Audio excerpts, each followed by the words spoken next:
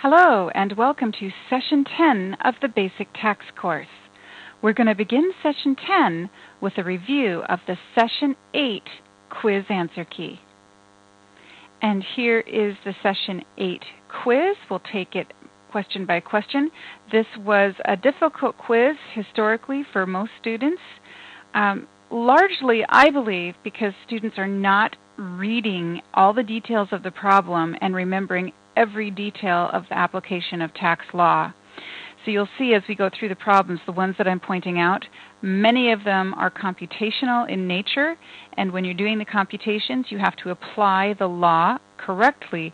But in addition to that, you have to pay attention to the wording of the question to make sure that you're selecting the answer that is appropriate to the question as it's being asked. So let's move on down to the first most frequently missed question, and that is question number 3.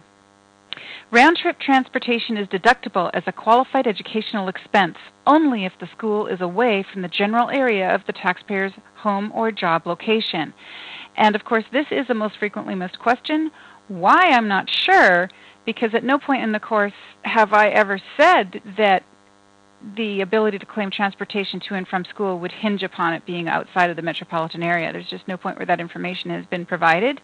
The only time a person is required to show that they traveled outside of their metropolitan area to be able to claim transportation expenses is when they don't have a regular work location. And we're not mentioning that in this problem anywhere. So essentially, it's a false statement. Moving on down, question number 6. Bob is an interstate transportation worker, and during the year he was on the road away from home for a total of 250 days. After applying the special meal rate limitation for transportation workers, what is the total standard meal allowance that Bob can claim? Well, the way that you go about figuring this problem is you have to look at the per diem rate that applies to transportation workers. That per diem rate is $59 a day. How many days was this driver gone? 250. So 59 times 250 days is the amount of per diem that is allowed. But we also must multiply that per diem amount by 80% because that is the limit on meals that applies to transportation workers. So when we further multiply that out by 80%, we get $11,800, and that is the correct answer. So why do students miss this question? Well, it could be they didn't apply the 80% rule. It could be that they did not remember what the per diem amount was for transportation workers. Who knows? But the correct answer is D, and it should be calculated the way I've just shown you. Moving on to question number 7. You are an employee of ABC Company, and during the year you drove your car a total of 25,000 miles, of which 20,000 were business miles. So the first thing I'm looking at is, okay, 20,000 out of 25,000, that's going to be 80% business miles. So you see I've done that computation right here. 20 divided by 20,000 equals 80%. The next thing that we look at is that we're claiming actual expenses. And because we're claiming actual expenses, we need to look through and see what those expenses are. We have gas, maintenance, new tires, insurance, interest, parking, and depreciation. So are any of these expenses not allowed at all? Yes. Interest is not a deductible employee expense ever, so this one cannot be allowed. Then we look at the other expenses, gas, maintenance, new tires, insurance, and depreciation, all of which are allowable but must be multiplied by that 80% business use percentage. But the parking, well, that's all business parking. We don't multiply business parking by the business use percent because, well, it's all business. So the parking is going to be allowed in full. So how do we make this work? Well, we take the total of 3,500 plus 15 plus 450 plus 1,200 plus 2,300 and multiply that out by 80%. When we do that, we get $8,950 multiplied by 80% equals $7,160.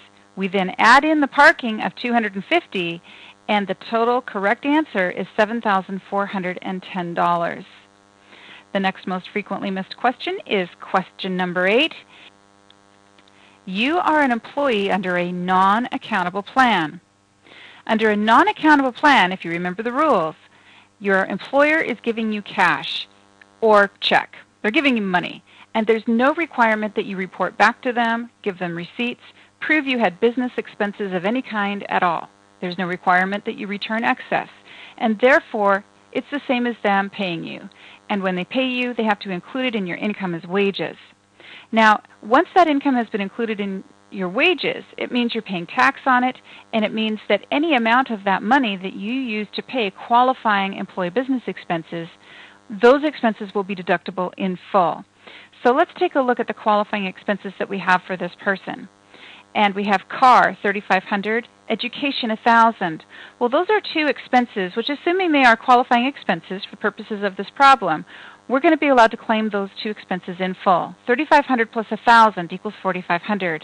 Well, the meals, the full amount of meals is $500, and we need to take $500 and apply the meal limit, which is 50% of the cost of the meal. Once we've done that, we have $250. So we take $4,500 for other expenses, we add half the meal expense, and we get $4,750 of qualifying expenses. Next, we have to apply the adjusted gross income rule, which is 2% of the expenses, 2% of the adjusted gross income cannot be deducted. So $40,000 times 2% is $800. So we're going to take $4,750 minus $800, and we get the answer to this question, $3,950. Moving on. The next question in line is number 10. Haas receives a weekly allowance from his employer under another non-accountable plan as reimbursement for his business expenses. Haas's expenses are greater than his allowance. Which of the following is true? And just as we already showed you in the preceding illustration, Haas claims a full deduction for his expenses on Form 2106.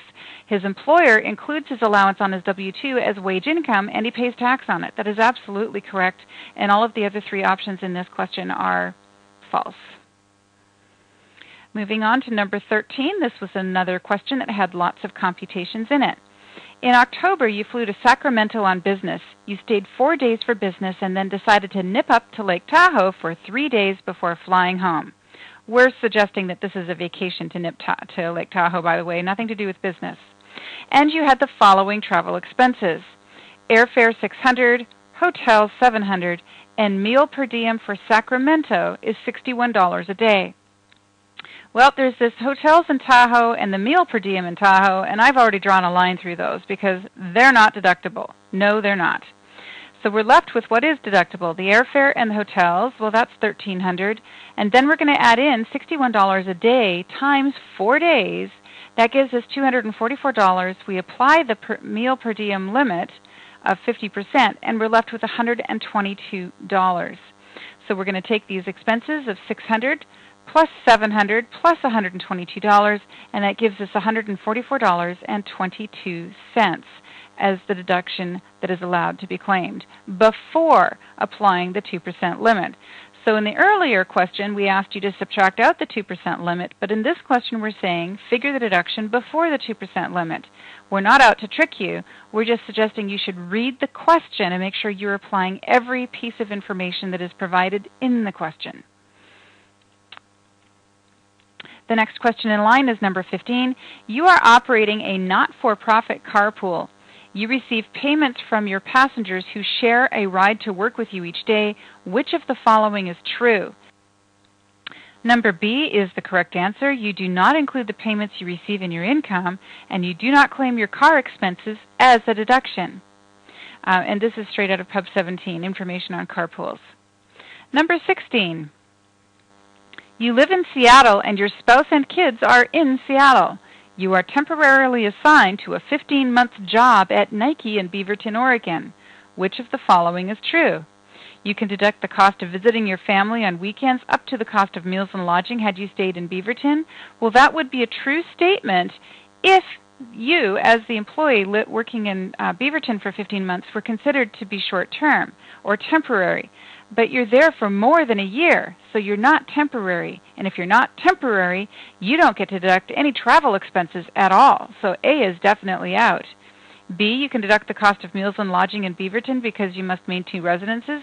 No, you're only allowed to deduct the cost of meals and lodging as temporary expenses for travel away from home when you maintain a tax home.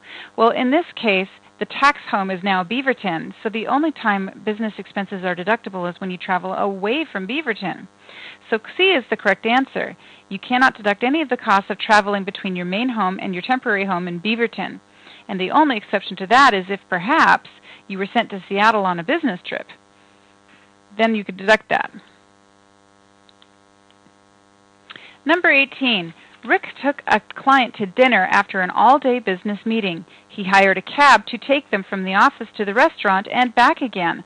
The cab fare totaled $15, and the cost of the meal was $125. Rick left a $25 tip. He was not reimbursed for the cost of these expenses. What is his allowable deduction before applying the 2% limit? Well, what we look at here is the cost of the meal. We add that to the cost of the tip, and when we do that, we get $150. We then have to multiply that by 50%, and we get $75. The next step is to add in the transportation cost of $15, and that gives us a total deduction of $90.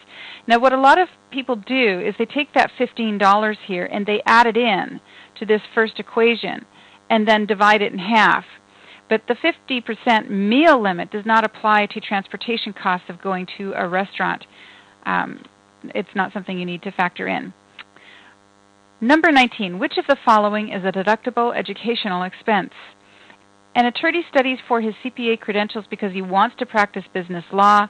That is false because he is meeting the minimum requirements of a new profession. It is not an allowable expense.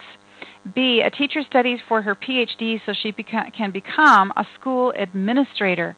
Well, Pub 17 went out of its way to tell us that a teacher who is studying to move from a classroom teacher to a school administrator is a completely allowable expense. So we know that one is allowed.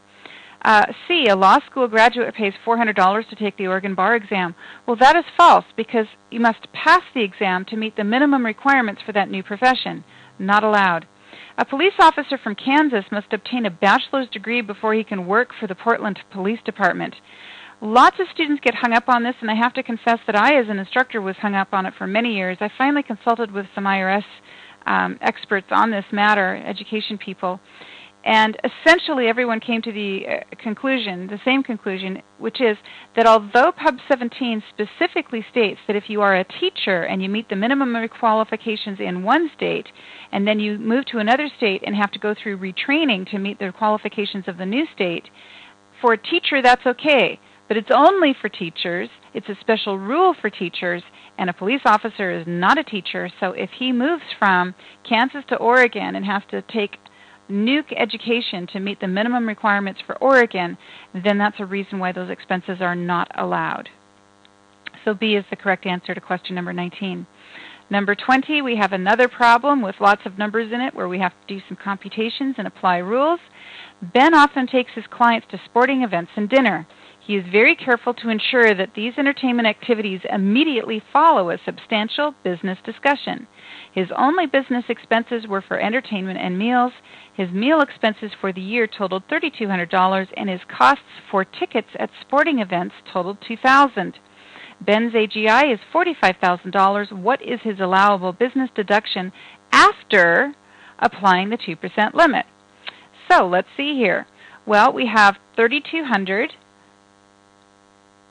plus $2,000, that equals $5,200. We then have to apply the 50% limit that applies to entertainment expenses, and we get $2,600. The next step is to take our adjusted gross income, $45,000, multiply that by 2%, and we get $900. $2,600 minus $900 is $1,700, and there it is. B is the correct answer. Number 21, which of the following is not a deductible expense? Travel to seek your first job? Definitely not. So which of the following is not a deductible expense? The first one in line is not deductible. Business travel to Europe is deductible. Entertainment of clients in your tax home area is deductible. And so is dry cleaning while on a business trip. So this one seems simple to me, but it is one of the most frequently missed questions.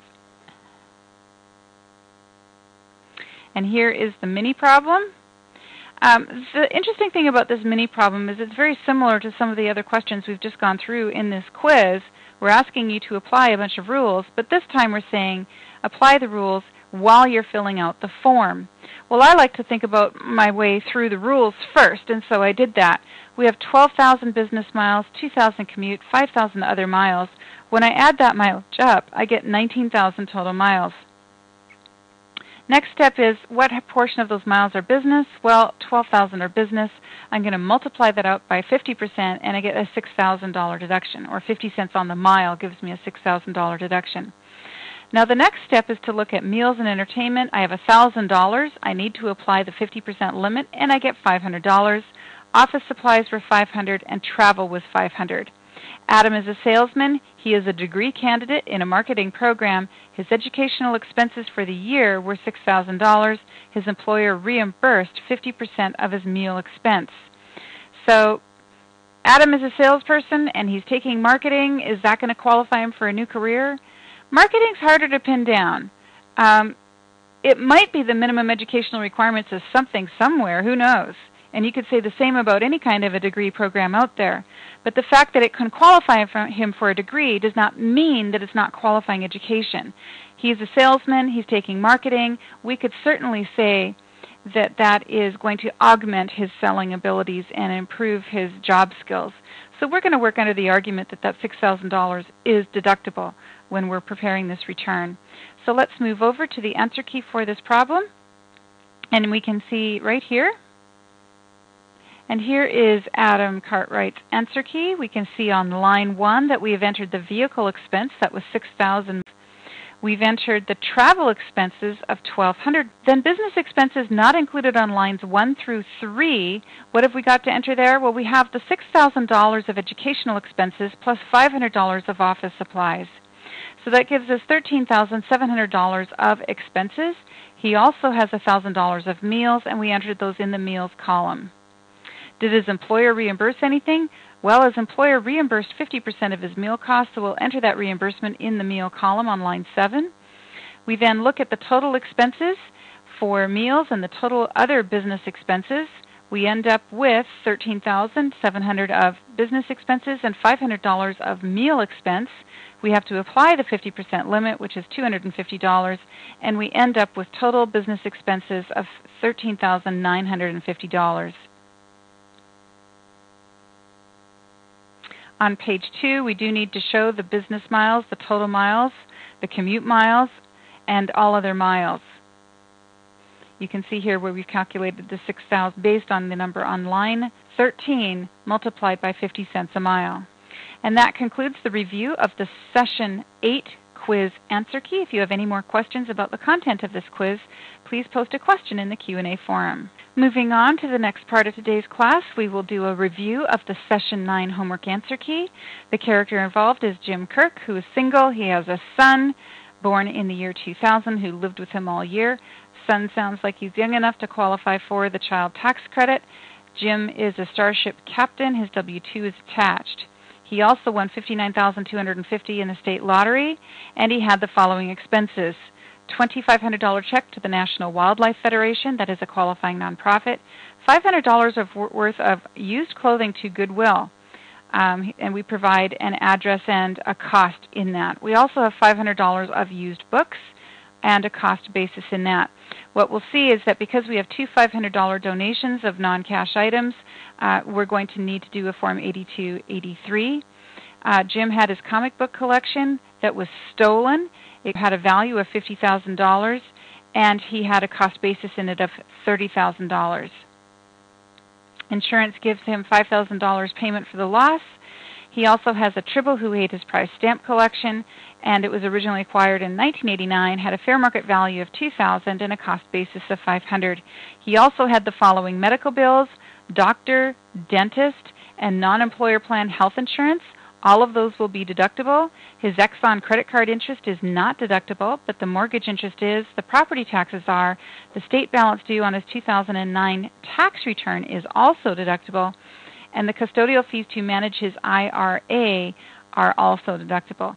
Here is his W-2, $110,000 of income, $30,000 of federal withholding, and $6,300 of state withholding. Let's prepare his tax return. Well, the first thing we look at in reviewing the answer key is that Mark is a qualifying child, so Jim will file as head of household, and he will also claim the child tax credit for Mark. The $59,250 of state lottery winnings will be reported on Form 1040, line 21, and we can see that we've totaled up the medical expenses, and they come to $4,150.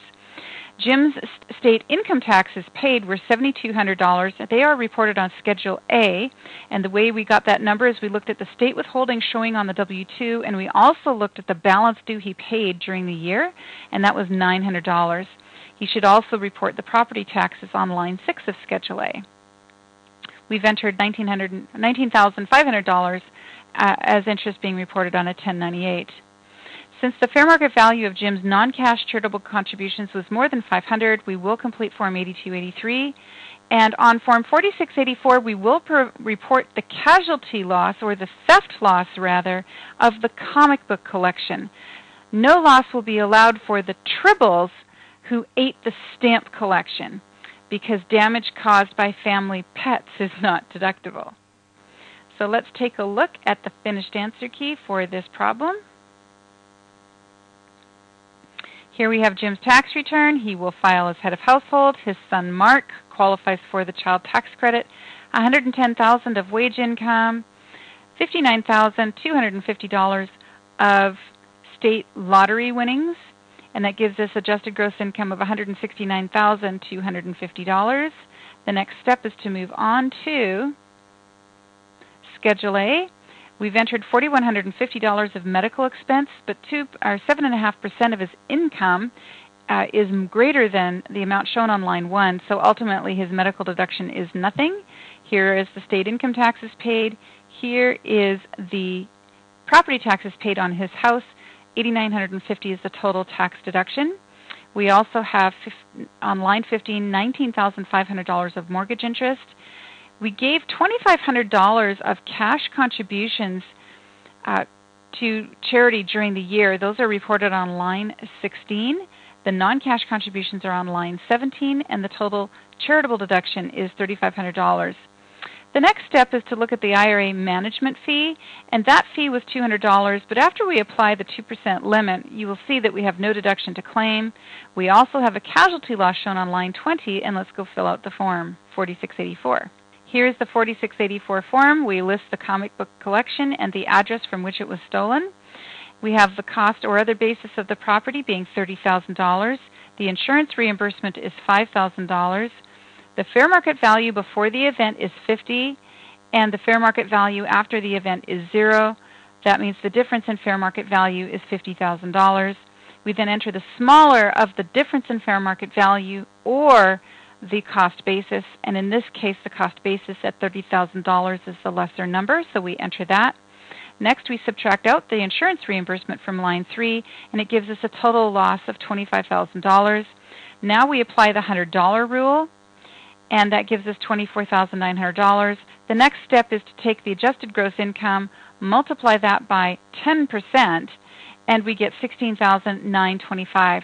We subtract that amount from the $24,900 loss, and that leaves us with a deductible theft loss to report on Schedule A of $7,979, which we've entered right here on line 20.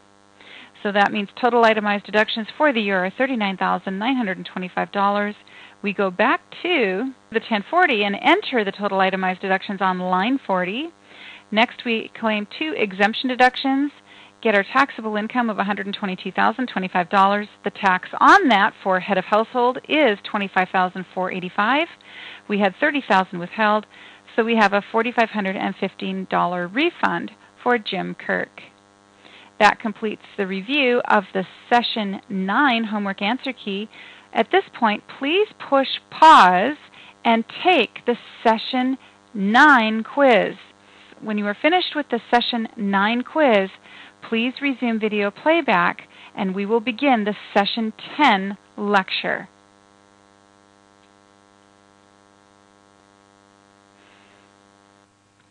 So welcome to Session 10. We've got a jam-packed session today. We're going to be discussing a number of credits and taking a look at several different new tax forms today. Credits are great. I love credits, and the reason I love credits is they save my clients lots of money. But credits have lots of rules as well, and so learning all of the rules, not only who qualifies for a credit, but also how to calculate the credit, can be, well, a lot to learn. So we're going to take these credits one at a time, and we're actually going to be discussing some credits in today's session, session 10, and we will be discussing even more credits in session 11. For today, we're going to be looking at some non-refundable credits mainly, but we will also take a look at a couple of refundable credits. And I'm ready straight off to give you the first password of the day. The password to open the Session 9 homework answer key is Hobart. That's H-O-B-A-R-T. And Hobart is the capital city on the island of Tasmania, which is an Australian state. Let's take a look at the difference between refundable and non-refundable credits first. A tax credit allows you to subtract a dollar-for-dollar amount off of your calculated income tax. A deduction allows you to reduce your taxable income. How much tax you save because of a deduction varies according to what tax bracket you are in and whether you have taxable net income.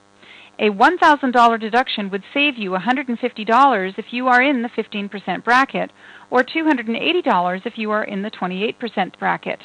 But a credit is always dollar for dollar, so a $500 credit will reduce your tax by $500 regardless of your income.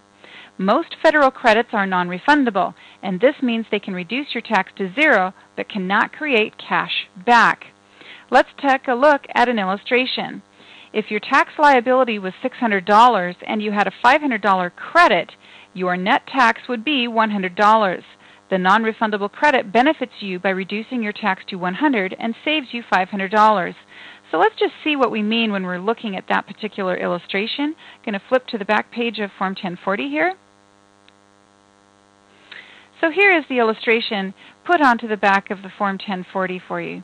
We'll see on line 44 we have tax of $600. We have $600 showing on line 46. We then entered $500 tax credit on line 48. That tax credit is subtracted from our tax and we get net tax of $100. So in the first illustration, the taxpayer fully benefits from the tax credit.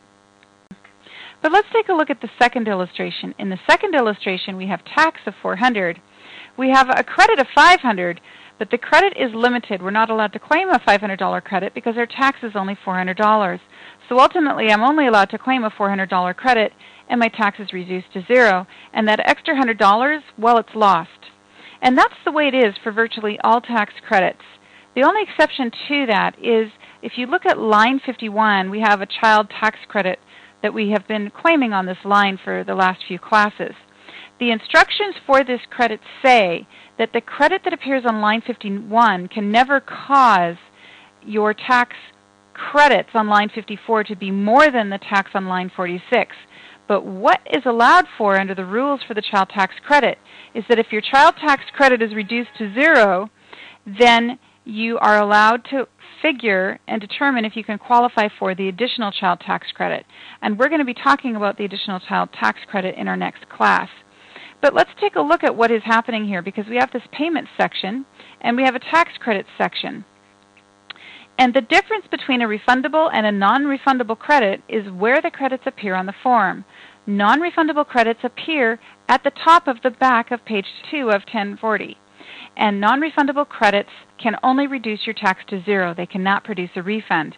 But at the bottom of page 2 of Form 1040, we have a payment section. And you will see the payment section does provide space for additional credits, including the Making Work Pay credit, the Earned Income credit, the additional child tax credit, the American Opportunity credit, the First-Time Homebuyer credit, excess Social Security and Tier 1 railroad tax withheld, and credit for federal tax on fuels. There are also a variety of other credits listed only by form number, and you check the box to select the appropriate credit. So the difference between a non-refundable credit and a refundable credit is that refundable credits are added to your withholdings and are treated as if they were withholdings. So with a refundable credit, any remaining unused credit is refunded to you. With certain exceptions such as the foreign tax credit, the credit for prior year minimum tax, and the adoption credit, most federal credits must be claimed in the current year and cannot be carried forward. The important difference between refundable versus non-refundable credits is where each appears on page 2 of Form 1040. Non-refundable credits are taken as subtraction from income tax on Form 1040, lines 47 through 53. So here we have lines 47 through 53. When your non-refundable credits reduce your tax to zero, you stop benefiting from them. With refundable credits, these are treated as payments, like wage withholdings and estimated tax. They are taken on Form 1040, lines 63 through 71. And even when your tax has been reduced to zero, you continue to benefit from these credits. The first tax we're going to take a look at today is the foreign tax credit. This is a non-refundable credit, and it is claimed on line 47 of Form 1040. The foreign tax credit is intended to relieve you of the double tax burden when your foreign source income is taxed by both the United States and the foreign country. Generally, if the foreign tax rate is higher than the U.S. tax rate, there will be no U.S. tax on the foreign income. If the foreign tax rate is lower than the U.S. rate, U.S. tax on the foreign income will be limited to the difference between the two rates. So essentially what's happening with the foreign tax credit is you have income from a foreign country, and that income is being taxed by the foreign country, and you are paying tax on that income to the foreign country. Along comes Uncle Sam, and Uncle Sam says, wait, we want to tax it too. So ultimately, you'd be in a situation where you're paying tax to two different countries on the same income. And the solution to that, or at least a remedy for that is offered, is the foreign tax credit. And under the foreign tax credit, you'll figure the amount of tax you paid on the income to the foreign country, and you may be able to reduce your U.S. tax that would be assessed by the United States on that same income by some or all of the tax paid to the foreign country. Now, the foreign tax credit can only reduce U.S. taxes on foreign source income. It cannot reduce U.S. taxes on U.S. source income. You can claim an itemized deduction or the credit for foreign taxes paid. In most cases, the credit will save you more. And this is because a credit reduces your actual U.S. income tax on a dollar-for-dollar basis, while a deduction reduces only your income subject to the tax. You can choose to take the foreign tax credit even if you do not itemize your deductions. You are then allowed the standard deduction in addition to the credit. And if you choose to take the foreign tax credit and the taxes paid or accrued exceed the credit limit for the year, you may be able to carry over or carry back the excess to another year. Taxes on excluded income. Well, earlier in our course, we did introduce you to the foreign earned income exclusion. And the IRS says that you cannot take a credit for foreign taxes paid or accrued on income that is excluded from U.S. gross income. So if you earned $100,000 working overseas and you excluded $90,000 of that income from U.S. taxation, well, you will not be allowed to claim a credit for taxes you paid on the $90,000 you excluded. But if you had another $10,000 of income that was not excluded under the foreign earned income exclusion, you could figure the foreign tax on that, and you may be eligible to claim a U.S. foreign tax credit for the tax paid on the $10,000 that was not excluded. If you claim a deduction for expenses relating to foreign income, you must reduce the amount of foreign income by the percentage of expenses that are allocable to the foreign income. Well, this is a fairly complex calculation and beyond the scope of our course. We do cover some illustrations of how to calculate the foreign tax credit and apply these limits based on other deductions in our course on federal credits for individuals. How to claim the foreign tax credit? Generally, you must complete and attach Form 1116. The credit is claimed on Form 1040, line 47. There is a limit on the foreign tax credit. Your foreign tax credit cannot be more than your total U.S. tax liability. That is line 44, right here, on 1040 multiplied by a fraction. The numerator of the fraction is your taxable income from sources outside of the United States, and the denominator is your total taxable income from U.S. and foreign sources. There is also a limit on the amount of the credit that you can claim. You figure this limit and your credit on Form 1116. Your credit is the amount of foreign tax you paid or accrued, or if smaller, the limit. If you have foreign taxes available for credit but you cannot use them because of the limit, you may be able to carry them back 1 year and then forward up over the next 10 years. Exception to the foreign tax credit limit. The limit on the foreign tax credit does not apply, and you will be allowed to claim the credit in full without using Form 1116 if the following requirements are met. Your only foreign source gross income for the year is passive category income, that is interest and dividends, capital gains, rental income. However, for purposes of this rule, high-taxed income and export financing interest are also considered passive category income.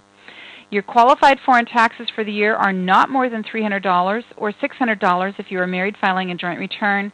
All of your gross foreign income and the foreign taxes are reported to you on a payee statement, such as a Form 1099 DIV or a 1099 INT, and you elect this procedure for the tax year.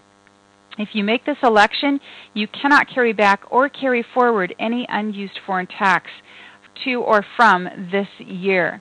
So essentially what the rules are saying is it is possible to enter the foreign tax credit directly on line 47 without attaching Form 1116. In order for you to be able to do that, you need to be able to see that foreign tax has been withheld on a 1099 INT or a 1099 DIV. If you can see that it has, the total foreign taxes paid are $300 or less for a single person or $600 for a married filing joint couple, then you can enter the credit directly on the form. But if the foreign taxes paid are greater than $300 or $600 is appropriate, then you need to complete the form to claim the larger credit or to figure a carry forward. Also, if the foreign taxes are not showing on Forms 1099 INT or 1099 DIV, that is another reason why you cannot do a direct entry and would have to complete Form 1116. The next item we're going to talk about is education credits, and lots of people benefit under these education credit rules, especially since the HOPE credit was retired and replaced by the American Opportunity Credit. This is a very generous credit. Lots of people qualify for it, and in the economy that we've had for the past 3 years, there's been a higher than average number of people going to school and taking advantage of these education credits. For 2010, there are 2 tax credits available to help you offset the costs of higher education. The 2010 credits are the American Opportunity Credit and the Lifetime Learning Credit. There are AGI phase-out limits that you have to pay attention to. Your ability to claim these credits is affected by your income. The phase-outs for the credits are as follows. For the American Opportunity Credit, the income phase-out begins at $80,000, and by the time your income reaches $90,000, you are fully phased out and not allowed to claim the credit. For married filing joint, that phase-out range is doubled. It is $160,000 to $180,000. Under the Lifetime Learning Credit, the phase-out is a much lower level of income, $50,000 to $60,000 for single, $100,000 to $120,000 for married filing joint. Let's take a look at the American Opportunity Credit first. This is by far the best of the 2 credits in terms of the benefit that you can receive. There are more restrictions on the credit, though, so fewer people may qualify for it because of the restrictions. The American Opportunity Credit provides tax benefits in the following ways. A maximum credit of $2,500 per eligible student per year. The modified rate of 100% of the first $2,000 and 25% of the next $2,000 with a maximum $2,500 per year credit allowed on $4,000 or more of qualifying expenses. 40% of the American Opportunity Credit may be refundable, and it applies to all 4 years of college. Qualifying expenses include course materials. The credit can be claimed by a non-dependent taxpayer student, that is, a dependent student whose parents did not claim his or her exemption, or a parent of a qualifying student. So what this is saying is in most cases, dependents are not allowed to claim tax benefits for themselves, but this is a rare exception. What it says is that if you as the parent choose not to claim your child's exemption on your tax return, even though they are your dependent, then that child can claim the education credit for themselves. But I should caution you that your decision to not claim your child as a dependent so that they can claim the American Opportunity Credit does not mean that the child gets to claim his or her own exemption. They're still your dependent, but the rules do allow them to claim their own education credit, but the only reason they can claim their own education credit is if you choose not to claim them as a dependent. So who can claim the American Opportunity Credit? Generally, you can claim the American Opportunity Credit if all three of the following requirements are met.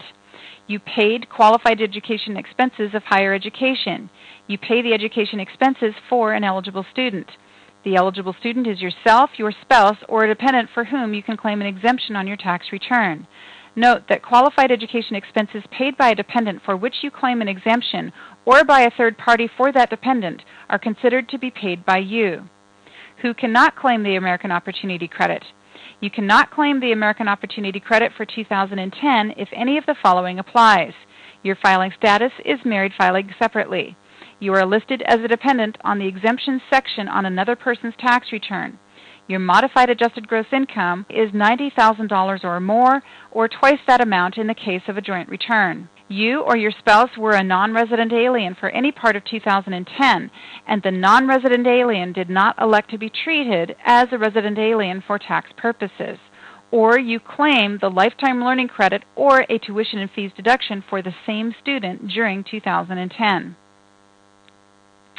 Qualifying student for the American Opportunity Credit. We're going to look at rules now for the American Opportunity Credit and who is considered to be a qualifying student under those rules. To claim the American Opportunity Credit, the student for whom you pay qualified education expenses must be an eligible student. This is a student who meets all of the following requirements.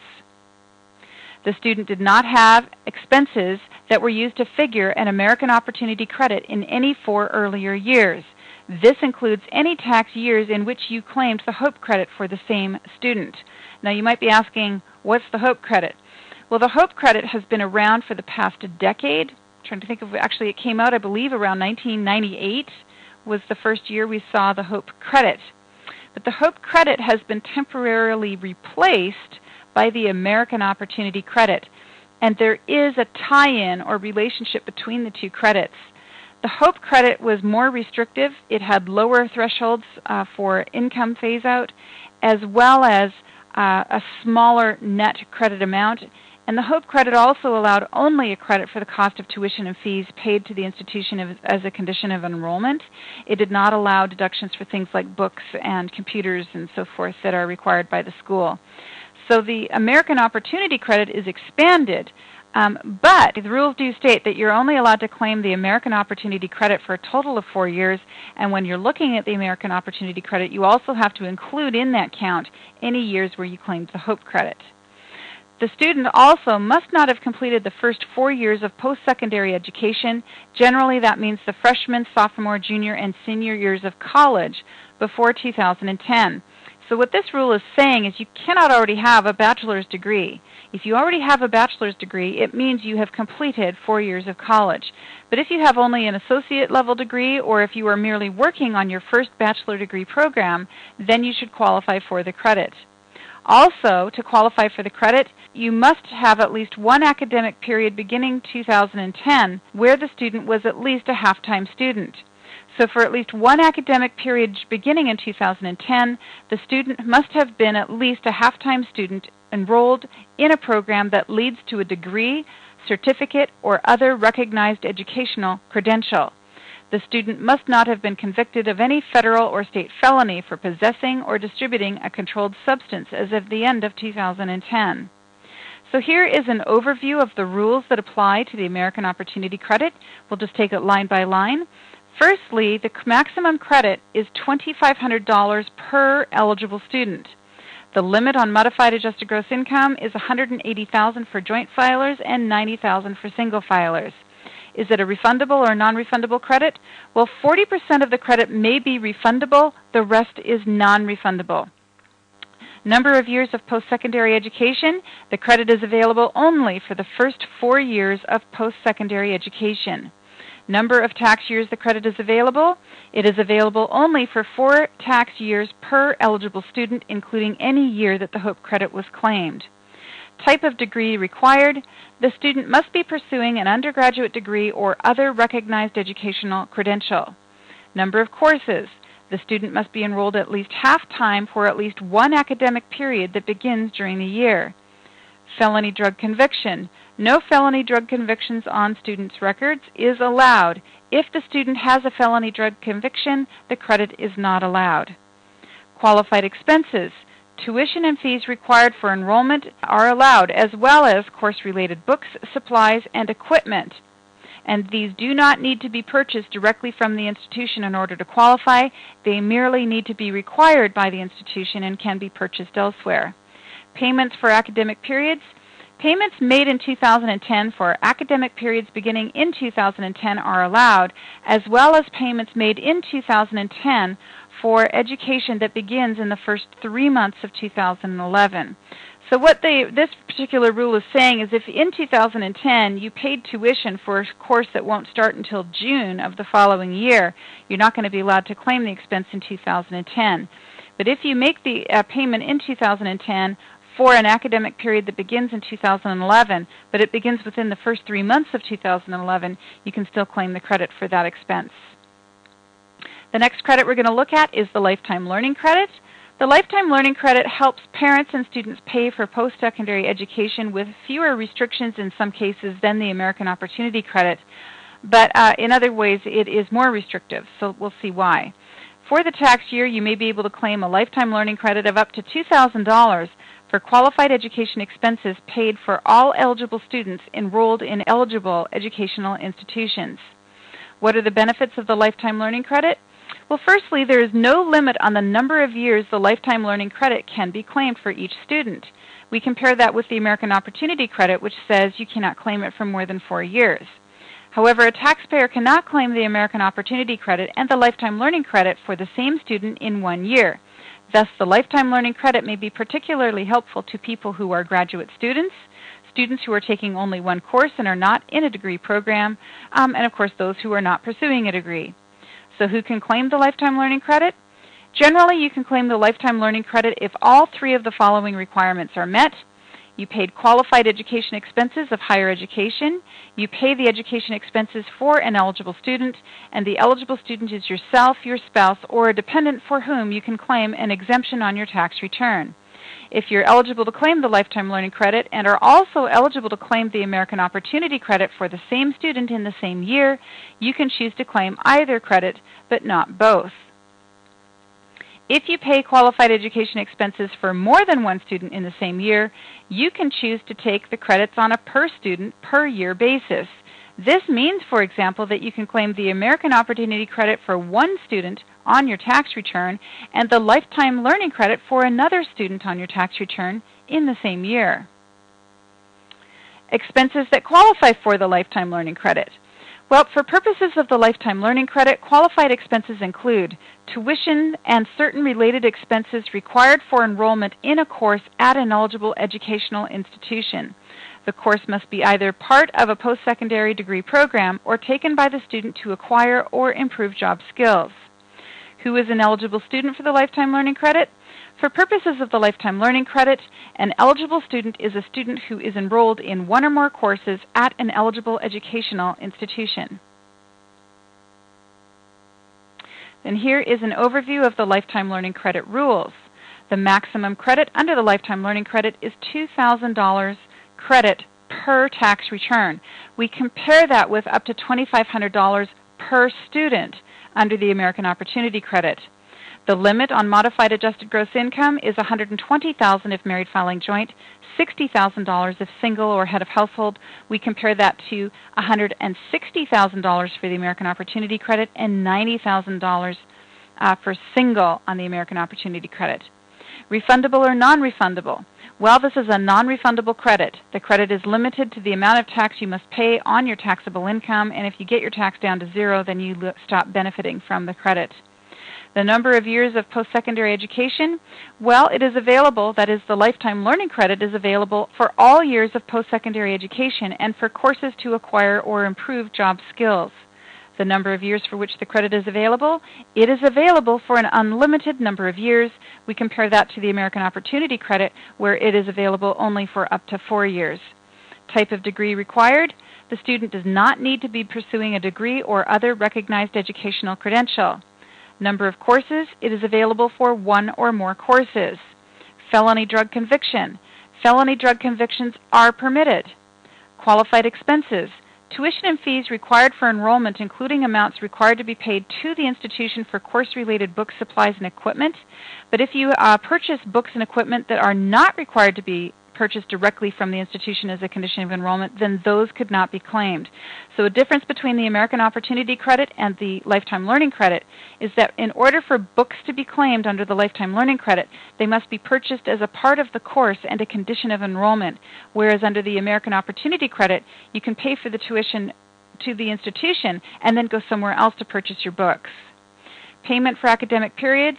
Payments made in 2010 for academic periods beginning in 2010 and in the first 3 months of 2011 are allowed. So we've looked at the rules for each of these credits separately. Now let's take a look at the rules as they apply to both education credits. We'll begin with filing status. You cannot claim an education credit if your filing status is married filing separate. Who may qualify to claim expenses, or who may you claim expenses for? You may claim the credit if your qualified expenses were for yourself, your spouse, or your dependent for whom you can claim an exemption on your tax return. Expenses that qualify for the credit.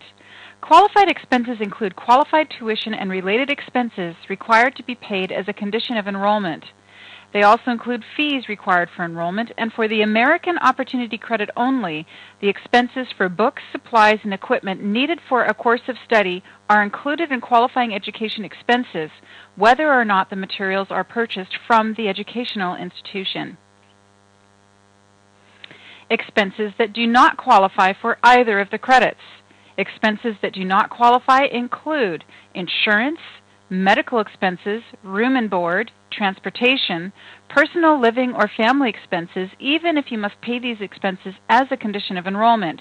You cannot claim an educational credit for any portion of student expenses that were paid through scholarships, Pell Grants, employer-provided educational assistance, or any other non-taxable payment. Any expense for which a deduction is taken under the code under Section 162 or any other provision of the Internal Revenue Code. What that means is that you cannot claim an education credit for any education expenses that you claimed as an itemized deduction on Schedule A. So who can claim the credits? You can claim qualified expenses paid directly by you or someone else on your behalf. Expenses paid directly to the institution by someone else on your behalf shall be considered to have been paid by you. If you claim an exemption deduction for your child, education expenses paid for by your child or by another person for your child shall have been considered to have been paid by you. If you are claimed as a dependent on another person's return, the expenses can only be claimed on the return of the person who claims you as a dependent. So if a parent claims an exemption for his or her child, then the child's education credit is claimed on the parent's return. A dependent can claim an education credit provided his or her exemption is not claimed on another person's return. This means that if a parent chooses not to claim a dependency exemption for a child, then the child can claim the education credit on his or her own return. If there are qualified education expenses for your dependent during a tax year, either you or your dependent, but not both of you, can claim an education credit for your dependent's expenses for that year. You can claim an educational credit for expenses you paid with a student loan or other loan. The credit is claimed for the year in which the expenses are paid and not the year in which the loan payments are made. Now, this is a very key point that I want to stop and talk about for a minute. It is a very common misconception on the part of our clients. They think frequently that because the money that paid for tuition came from student loans and that there was no out-of-pocket expense to them during the year for the cost of school, that they didn't actually have expense. And so you have to be careful when you're preparing a person's tax return. And I don't ask my clients, did you have any educational expenses during the year? I ask them, were you a student? Or do you have any kids that went to school during the year? I word it like that so that I'm not opening the door for my client to deny a deduction for themselves. So for example, if I ask my client, did you have an educational expense? The client might think, well, no, not really, because the student loans paid for it, so no, I didn't have an education expense. And so I don't ever get to figure out why they said no to the education expense, because the reasoning was in their mind and not revealed to me. So instead I word it like this: were you a student, or was your spouse or your children a student during the year? And then the client would say, well, yes, one or two of us did go to school. And then the next question is, okay, were you going to higher education classes? And what was the program of study that you were taking? And how was the education paid for? Was it paid through financial aid, through student loans, or did you pay for it by cash? I'm trying to figure this out. The other thing that can happen is a person may be lucky enough to, say, have a grandparent that's paying for college. So mom and dad didn't pay for the college, and neither did the dependent. Who paid for it? Grandma. And although grandma paid for it, it will be the taxpayer who claims the dependency exemption for that child who will claim the credit. Or if mom and dad elect not to claim their child's exemption, grandchild can claim the education credit himself, even though grandma paid it. So the bottom line with education expenses is that it usually does not matter who paid the expense. As long as the expense was not paid for from tax-free scholarships or through an employer, then the credit is allowed regardless of who else paid for the expenses. So who cannot claim the credits? Well, you cannot claim either of the credits if your filing status is married filing separate, or you are listed as a dependent on another person's tax return. If your modified adjusted gross income is $60,000 or more, or $120,000 or more, you will not qualify for the lifetime learning credit. And that threshold moves to $90,000 or $180,000 on a joint return for the American Opportunity Credit. You or your spouse were a non-resident alien for any part of 2010, and the non-resident alien did not elect to be treated as a resident alien for tax purposes. If that is the case, you cannot claim the credit. Also, you cannot claim the tuition and fees deduction for the same student and also claim an education credit. You cannot claim an education credit that you paid for with funds that you withdrew tax-free from an education IRA. That is, you cannot claim a tax-free withdrawal from an education IRA for the same funds you used to qualify for an education credit. Although there is a provision that would allow you to report your education IRA distributions as taxable, so that you can then turn around and use that money to claim or pay for education expenses and then claim a credit. But you cannot claim both the tax-free benefit on the education IRA withdrawal and the tax credit on the expense at the same time. So when must tuition be paid? Generally, you can only claim a credit for tuition paid for an academic period that begins in the same calendar year. That means if you are attending school in 2010, you should normally be paying the expense in 2010 and claiming the credit in 2010. However, if you paid qualifying expenses in the last quarter of 2010 for an academic period that begins in the first 3 months of 2011, you can claim the expense on your 2010 return. Income levels at which the credit phases out, we've said this several times already, $50,000 to $60,000 for the lifetime learning credit, $80,000 to $90,000 for the American Opportunity Credit, and if your filing status is married filing joint, those phase-out numbers double. For purposes of the education credit, your modified adjusted gross income is generally the amount shown on line 37 of your Form 1040, that is your adjusted gross income. You will only need to modify your AGI if you excluded income under the foreign earned income exclusion. Educational institutions that qualify for the credits, you must attend an eligible institution. An eligible institution will generally qualify for financial aid. Most universities, colleges, and private vocational schools offering certificates of completion will qualify. No double benefit allowed. You cannot do any of the following.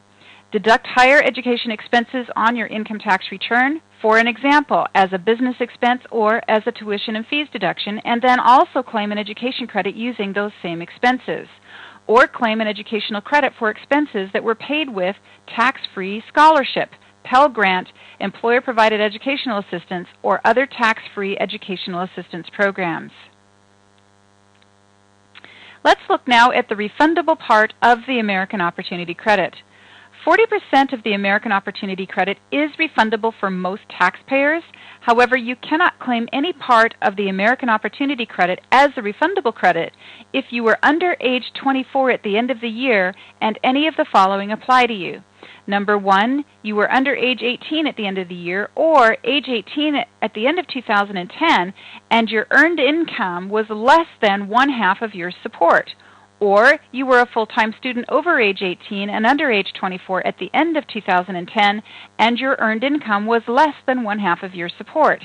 And at least one of your parents was alive at the end of 2010, and you are filing a return as single, head of household, qualifying widow, or married filing separately. So what is this saying?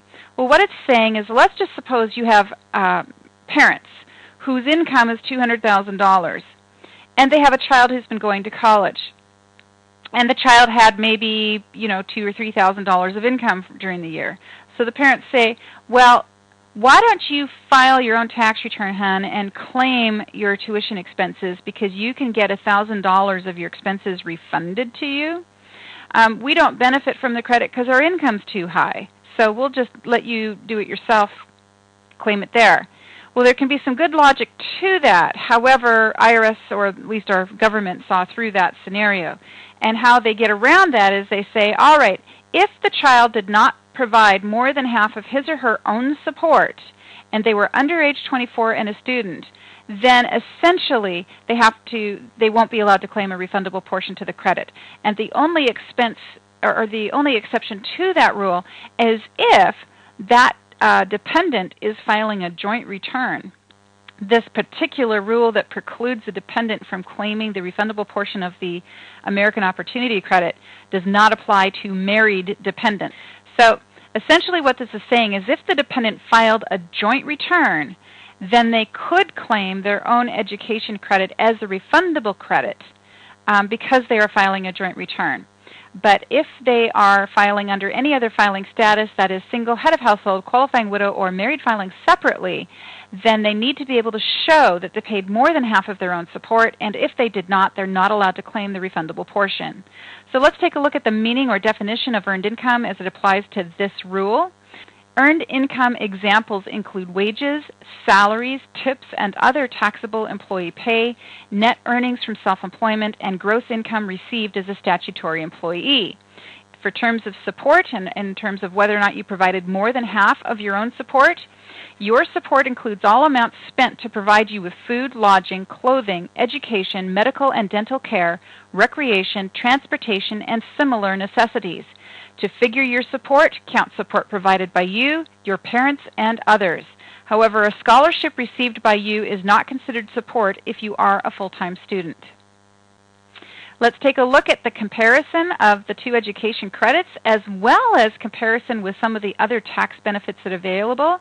The following table comes from IRS publication 970, and it summarizes and compares the advantages and limitations of the American Opportunity and Lifetime Learning Credits.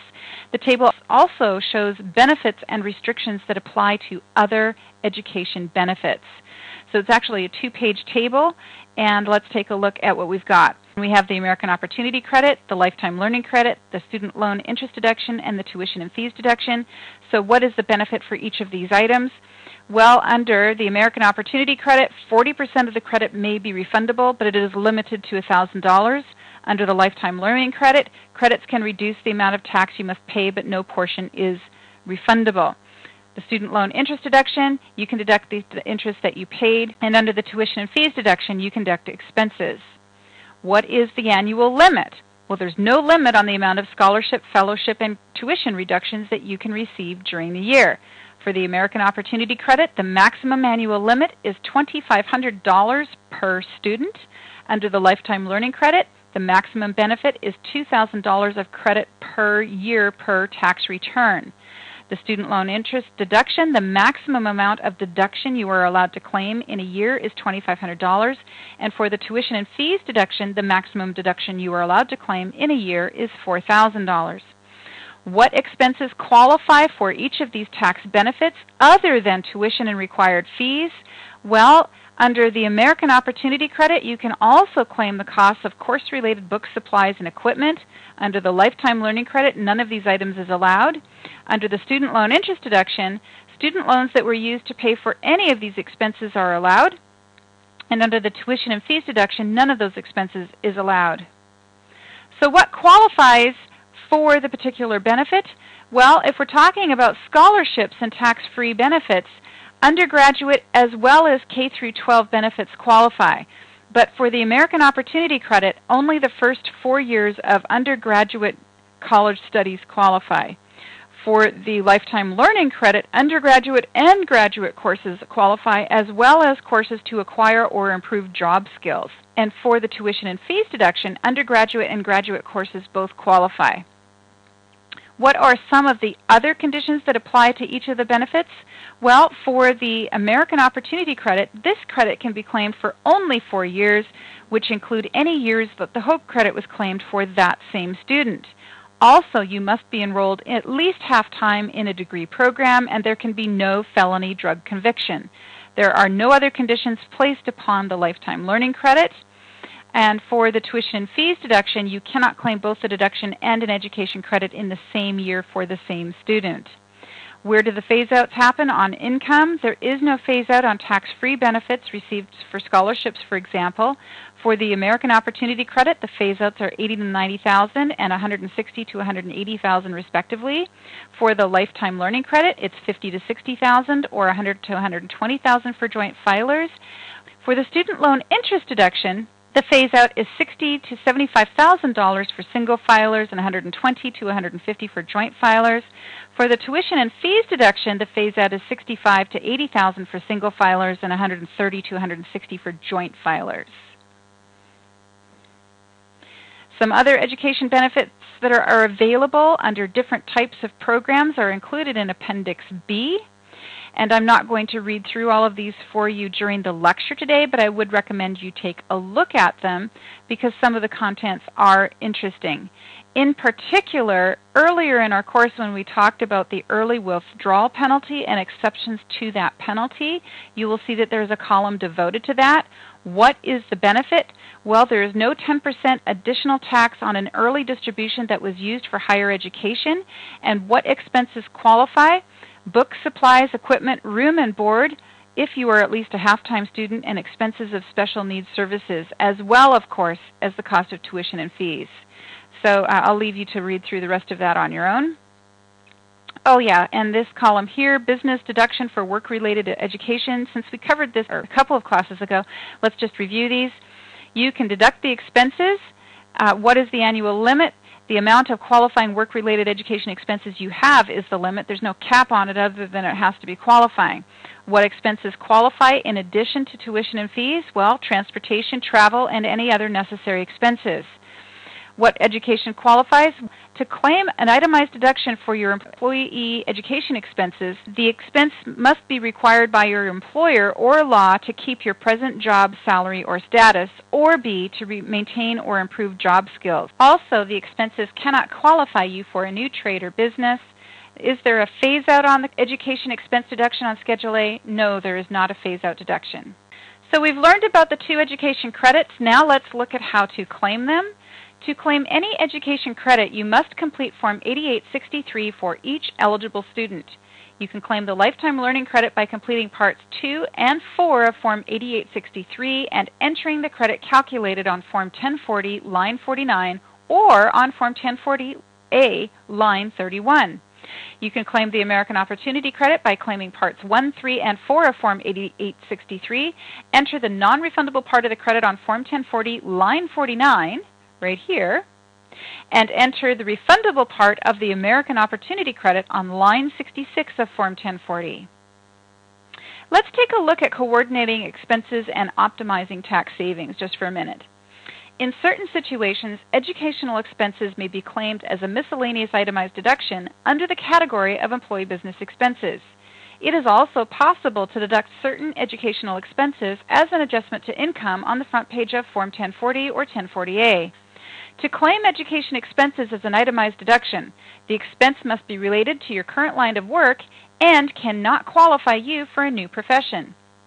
The tuition and fees deduction allows you to claim qualified expenses of up to $4,000 as an adjustment to income on Form 1040, line 34.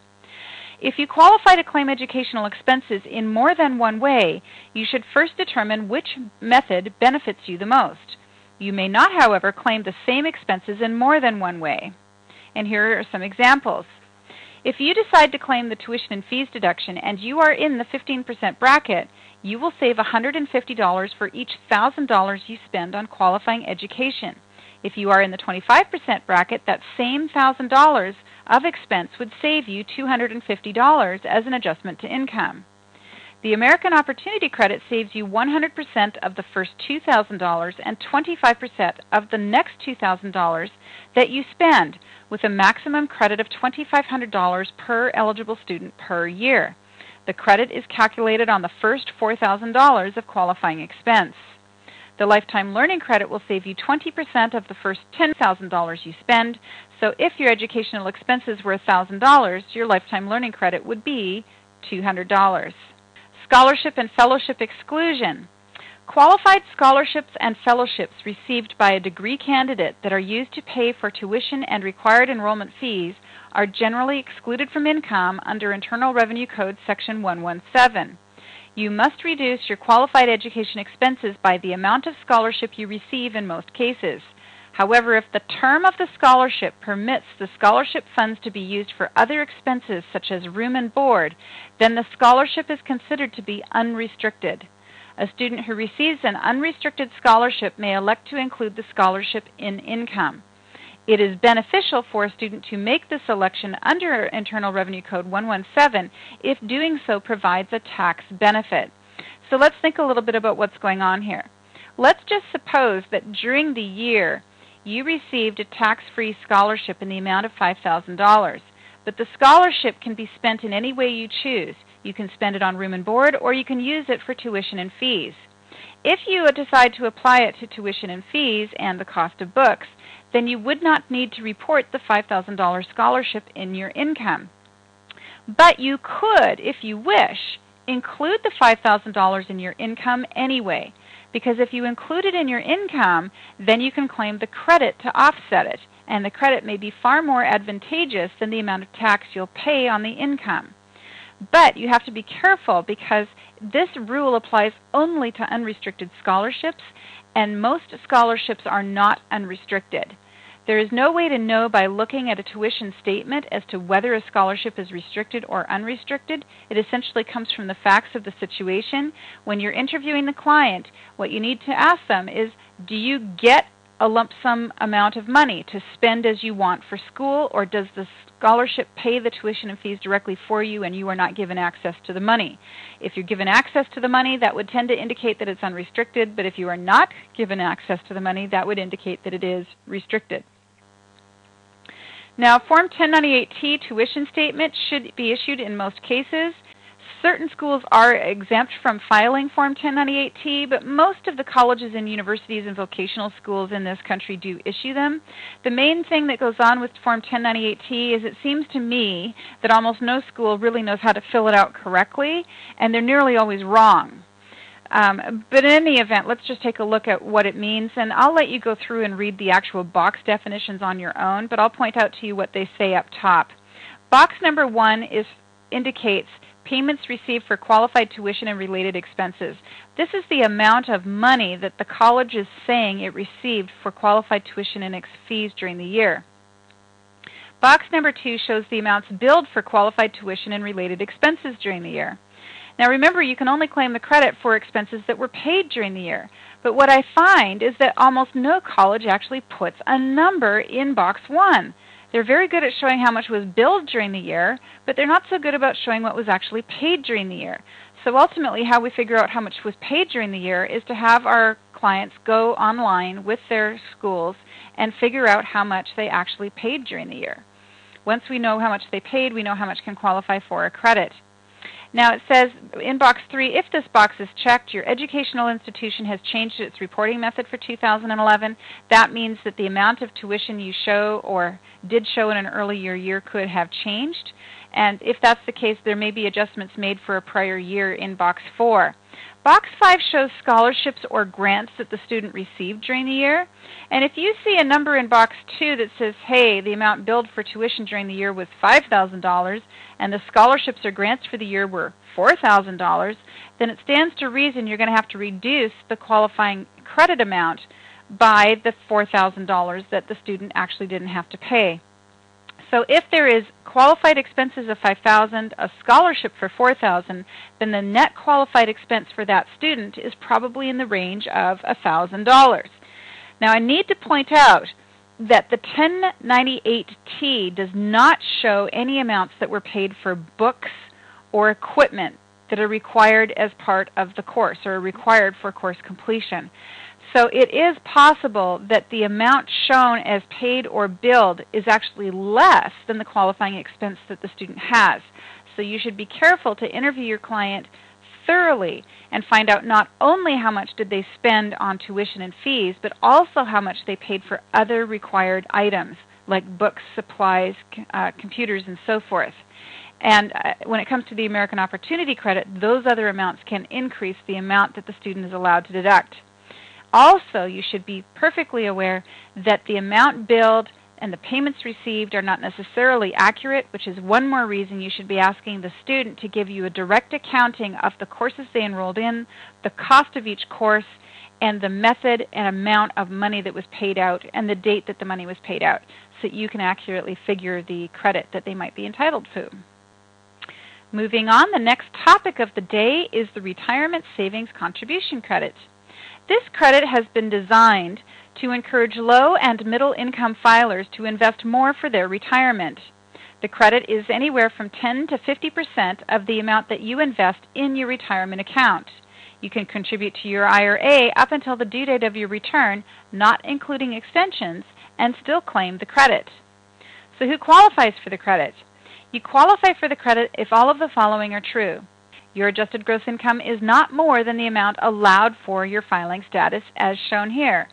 Single, married filing separate, and qualifying widow, your income must be below $27,750. Head of household, the threshold is $41,625, and married filing joint, the threshold is $55,500.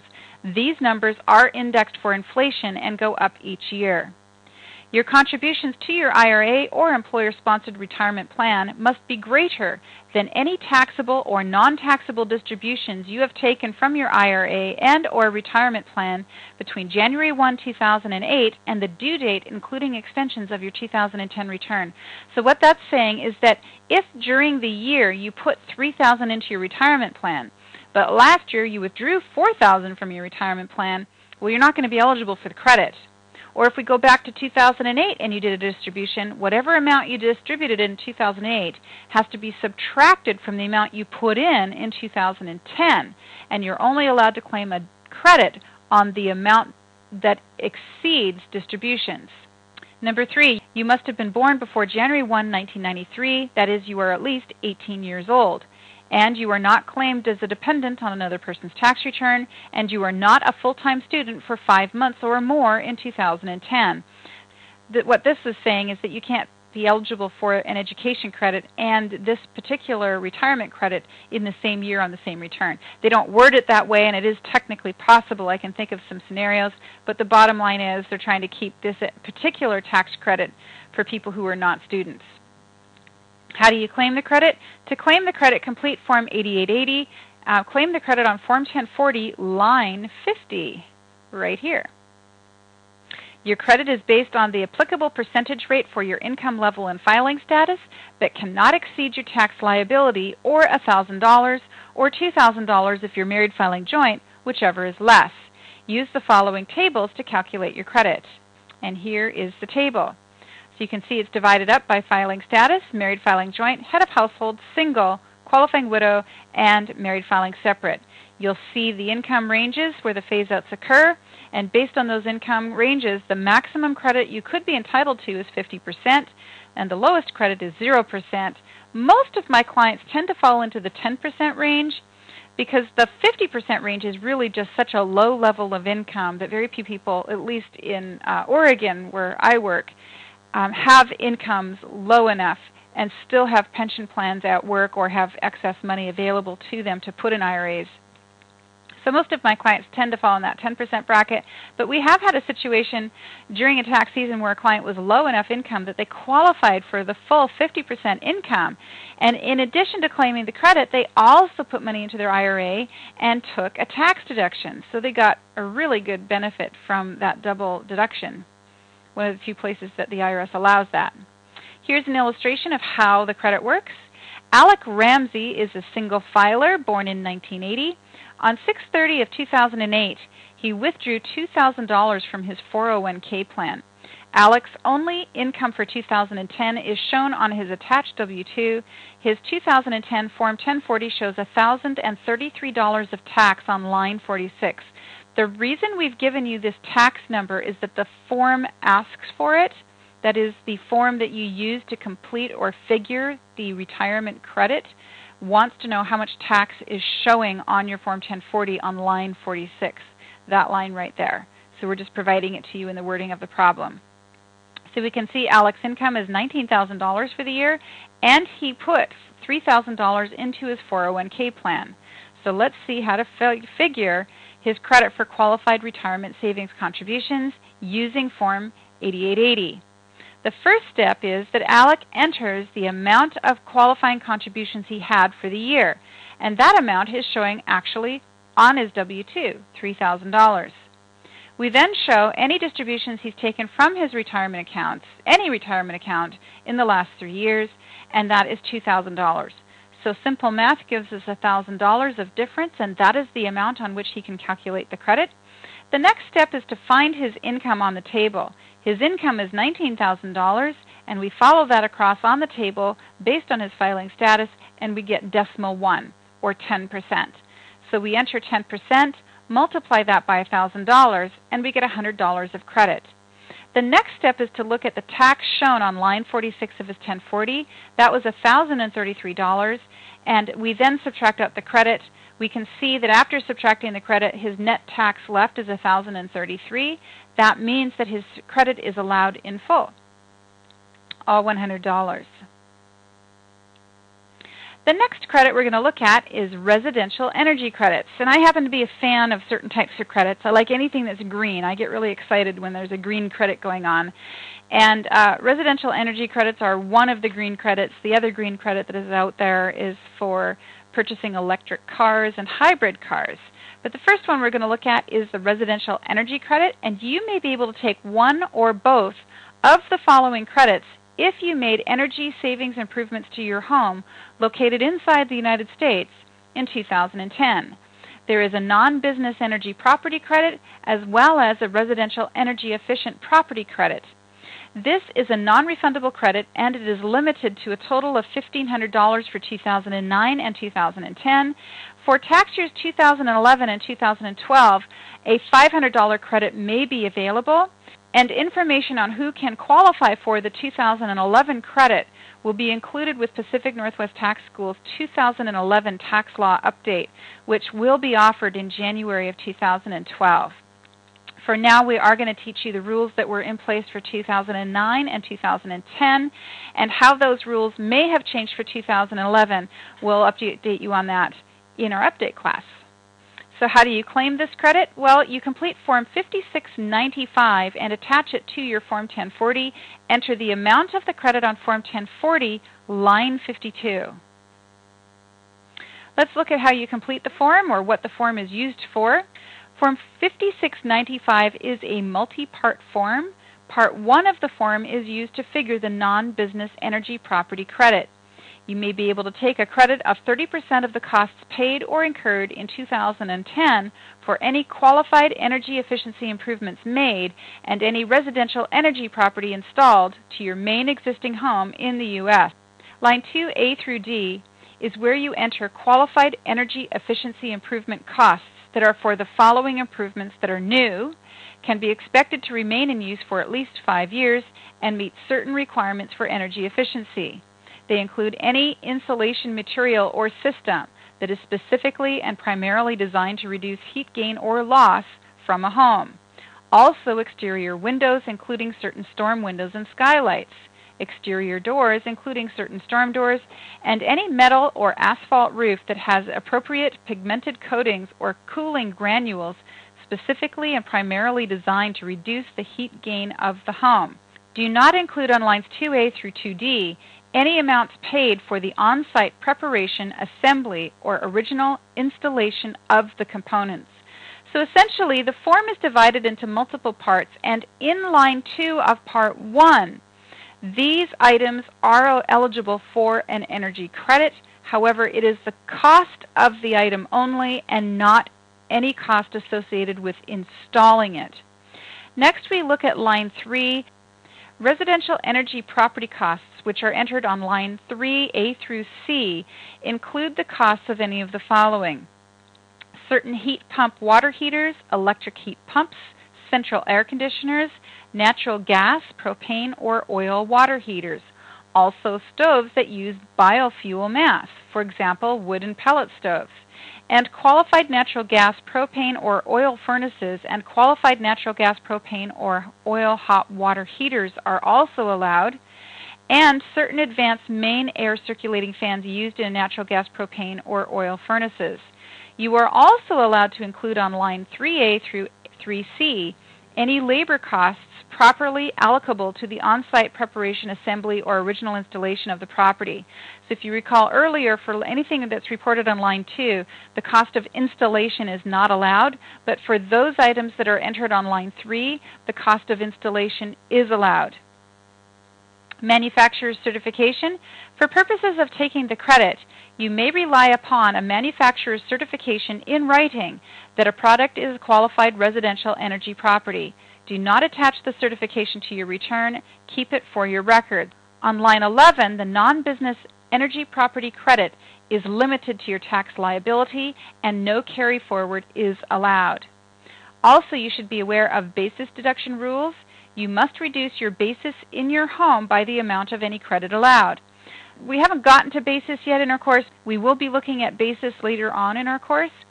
But one of the things you should know about basis is created when you use after-tax dollars to purchase something. If you pay $200,000 for your home, $200,000 becomes your cost basis. And let's suppose you put a $50,000 room addition onto your home. That would increase your basis to $250,000. But let's just suppose that as a part of improvements to your home, which cost you $50,000, you were able to claim a $1,500 credit. Well, the $50,000 cost of those improvements would have to be reduced down to $48,500 because the energy credit that you are allowed to claim on your tax return reduces your cost basis in those improvements. And here is Form 5695. You'll see here is line 2 where you enter your qualified energy efficiency improvements. Line 2A is for insulation, 2B is for exterior windows, C is for exterior doors, and D is for metal roofs. On line 3, we enter the cost of energy efficient building property, qualified natural gas, propane, or oil furnace or hot water boilers, and advanced main air circulating fans. Those all get entered on line 3. Page 2 of the form is for different stuff, and the items that get reported in Part 2 of the form are not subject to those same $1,500 limits. They have completely different rules. If you find that you have a client that installed solar electric panels or solar water heating panels, there could be some additional benefits available to them. There's also benefits for geothermal heat pumps and small wind energy property. So it could be that you have a client, for example, that put a windmill on their property to generate electricity, or they installed geothermal heating system. Those types of energy efficiency improvements are not subject to the same limits, and different rules apply. So let's take a look at those. Form 5695, Part 2, Residential Energy Efficient Property Credit. You may be able to take a credit of up to 30% of your costs paid or incurred in 2010 for the installation of qualified residential energy efficient property for your home located inside the United States. The home does not have to be your main home except for the installation of fuel cell property. Use lines 12 through 26 to report residential energy efficient property costs, including the costs for any of the following property: solar electricity property, solar water heating property, small wind energy property, geothermal heat pump property, and fuel cell property. Also include on lines 12 through 15 and on line 18 any labor costs properly allocable to the on-site preparation, assembly, or original installation of the property, and for piping or wiring to interconnect such property to the home. On lines 27 and 28, the residential energy efficient property credit is limited to your tax liability. However, the unused portion of the credit can be carried forward to 2011.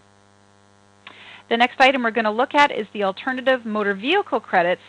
And the main credit that's been around for the last few years has now expired. As of the end of 2010, this particular credit is no longer available. We'll still take a look at it so that you can be familiar with it in case it applies to an earlier year return that you may be working on. But even though this credit is gone, there is actually a newer and even better credit that's available and will become increasingly common over the next few years. So the hybrid cars and the electric cars are one of my favorite things. I just love to see them driving around. And particularly here in Portland, Oregon, where one of the test cities, manufacturers are making an effort to sell their cars here, so we particularly see a lot of them driving around in our town. But you might also find yourself living in a city like San Francisco or Seattle or New York City, where there could be some government incentives locally for these cars to be bought, or they just may be in vogue in your area. Who knows? So note that 2010 is the final year for the hybrid car credit or the alternative motor vehicle credit. The credit for qualified hybrid vehicles, qualified alternative fuel vehicles, and the qualified lean burn technology of vehicles terminates effective 12/31/2010. The vehicle, even if a prior year vehicle, must be acquired prior to the 1st of January 2011 and meet other requirements for the credit. For a taxpayer to claim the credit, the original use of the vehicle must begin with the taxpayer, and the vehicle must be acquired for use or lease by the taxpayer and not for resale. Available credit amounts may vary and include a base credit amount based upon fuel economy compared to 2002 model year city fuel economy ratings, and an additional amount based on the vehicle's lifetime fuel savings. The qualified hybrid motor vehicle credit for a new passenger automobile and light trucks begins to phase out in the second calendar quarter after the calendar quarter in which at least 60,000 of the manufacturer's qualifying hybrid and advanced lean burn passenger automobiles and light trucks have been sold. The following qualified hybrid vehicles weighing 8,500 pounds or less and advanced lean burn technology vehicles received a reduced or eliminated credit amount in 2010. And we'll see here that Ford and Mercury vehicles that were purchased before April of 2010 qualify for a reduced credit. And Ford or Mercury vehicles purchased after March of 2010 do not qualify for a credit any further. The reason for that is that more than 60,000 vehicles were sold and the credit phased out. Volkswagen and Audi respectively hit their 60,000 vehicle threshold during 2010, and so there is a reduced credit for vehicles that were purchased after June 2010. And for Toyota and Honda, well, they hit their phase-outs in earlier years. Toyota really hit it within the first year with its Toyota Prius. It was so popular, it was almost at 60,000 vehicles overnight. Next up is the qualified advanced lean burn technology vehicles. Advanced lean burn technology vehicles are passenger cars or light trucks with an internal combustion engine designed to operate primarily using more air than is necessary to complete combustion of the fuel. These vehicles generally run on a diesel fuel and must also incorporate direct fuel injection technology and achieve at least 125% of the 2002 model year city fuel economy rating for that same vehicle. Conversion kits. The law also provides a tax credit for plug-in electric drive conversion kits. You can claim this credit on line 3 of Form 8910. The credit is equal to 10% of the cost of converting a vehicle to a qualified plug-in electric drive motor vehicle and placed in service after February 17, 2009. The maximum amount of the credit is $4,000. The credit does not apply to conversions made after December 31, 2011. So what that's saying is that if you put a conversion kit in your car in 2011, you can still qualify for the tax year 2011. A taxpayer may claim this credit even if the taxpayer claimed a hybrid vehicle credit for that same vehicle in an earlier year. So for example, the Toyota Prius is a vehicle that you could have purchased, say, in 2008, and in 2008 you claimed the hybrid credit for it. And then in 2010, you decide to convert it to a plug-in electric drive, and you have some out-of-pocket costs associated with that, of course, and so a credit is available of up to $4,000 for the cost of that conversion. So how do you claim the alternative motor vehicle credit? Well, you complete Form 8910. This form is used to claim the qualified hybrid vehicle credit as well as for vehicles qualifying for other provisions of the alternative motor vehicle credit.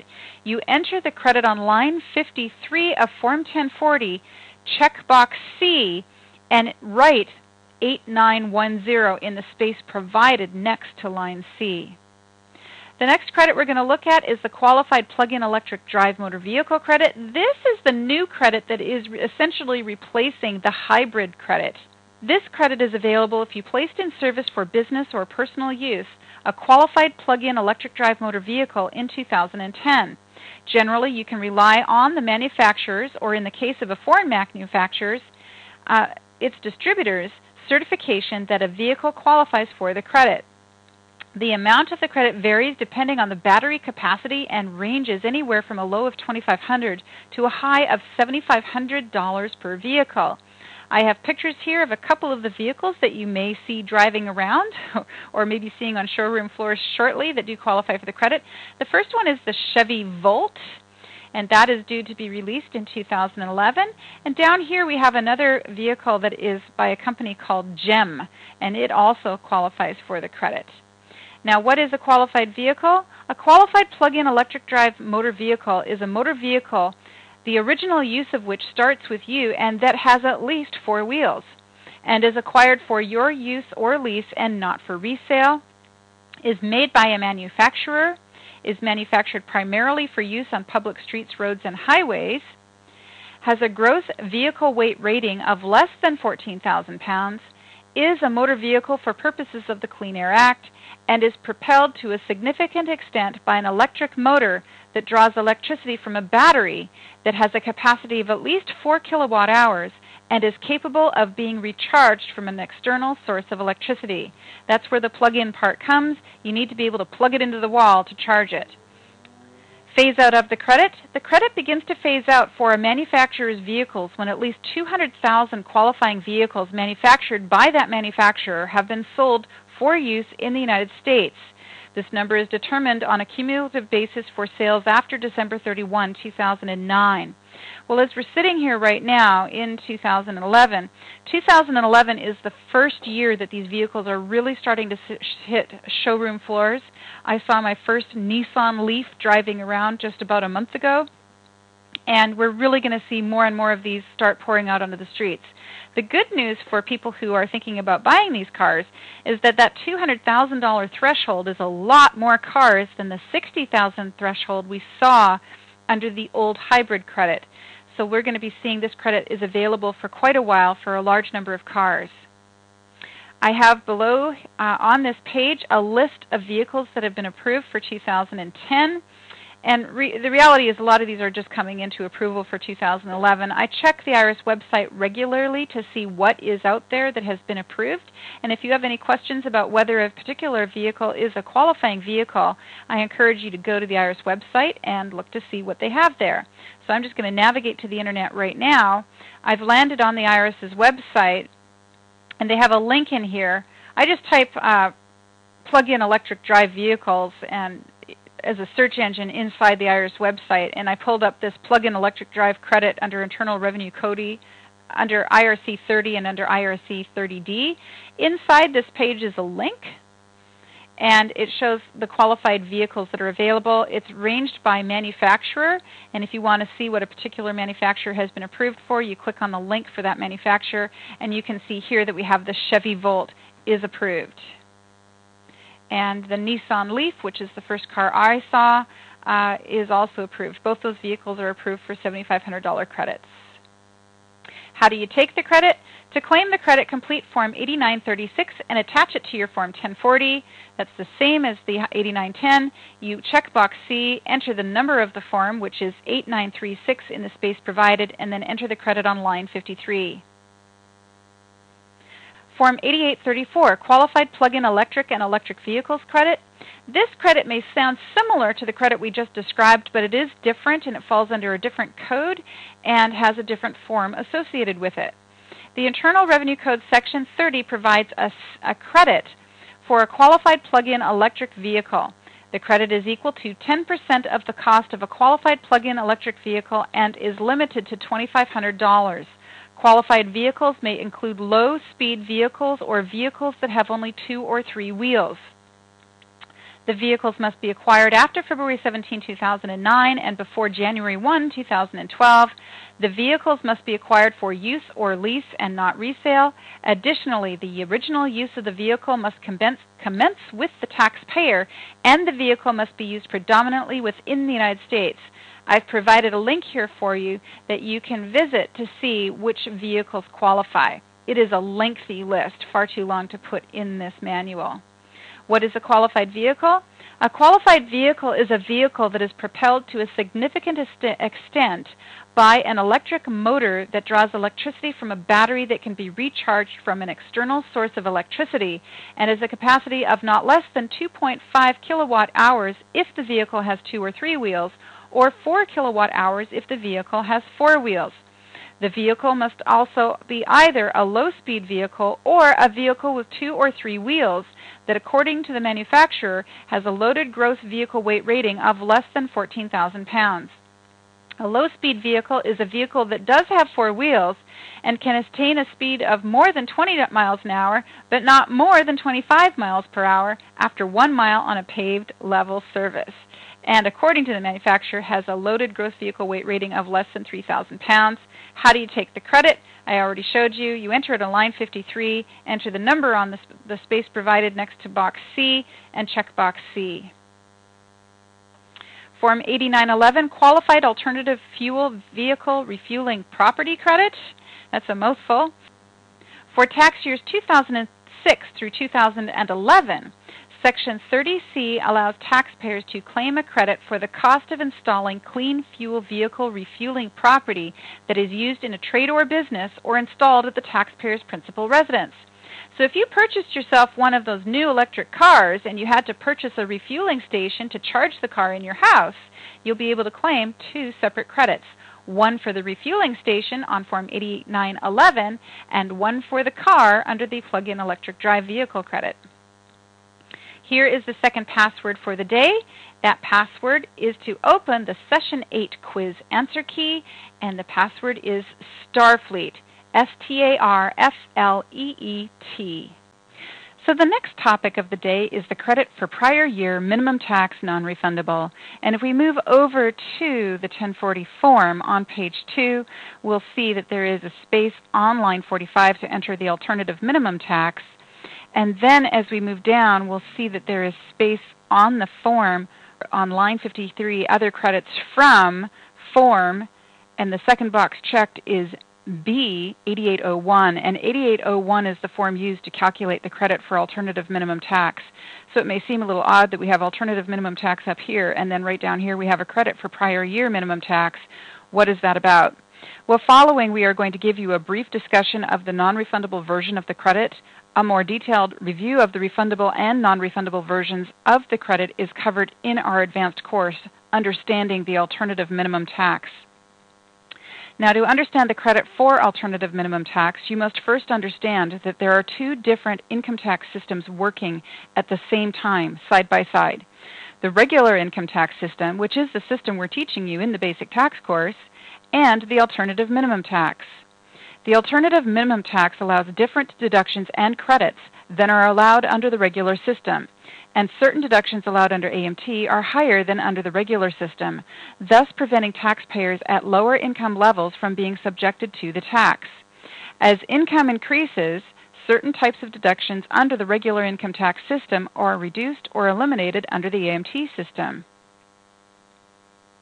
Deductions not allowed under AMT include personal and dependency exemptions, the standard deduction, state and local income taxes, home mortgage interest not allocable to main home purchase or improvement, investment interest expense, employee business expenses, accelerated depreciation and the Section 179 deduction, incentive stock option exercises, Section 1202 small business stock exclusion, and certain other credits and deduction items. If you paid AMT in 2009 or an earlier year, you may be entitled to claim a credit for AMT paid in that earlier year.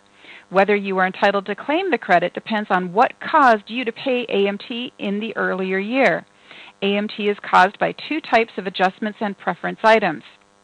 These are deferral items and exclusion items. So what is a deferral item and what is an exclusion item? Well, a deferral item can make you eligible for AMT credit. Deferral items are deductions that generally do not cause a permanent difference in taxable income over time.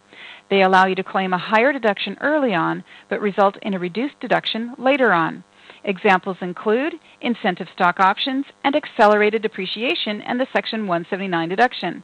So what's happening under a deferral item is the deduction is allowed under both the regular tax and the alternative minimum tax, but under the alternative minimum tax, the deduction is spread out over a longer period of time.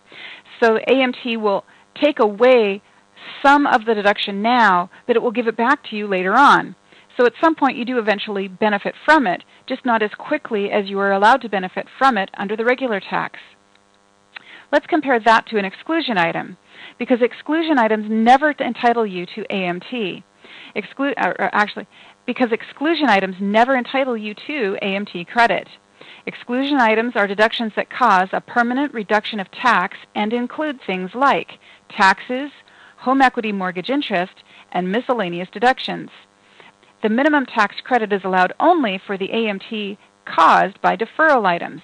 You may be able to claim the credit for prior year minimum tax if you paid alternative minimum tax in 2009, you had unused minimum tax credit that you are carrying forward from a prior year, or you had unallowed qualified electric vehicle credits.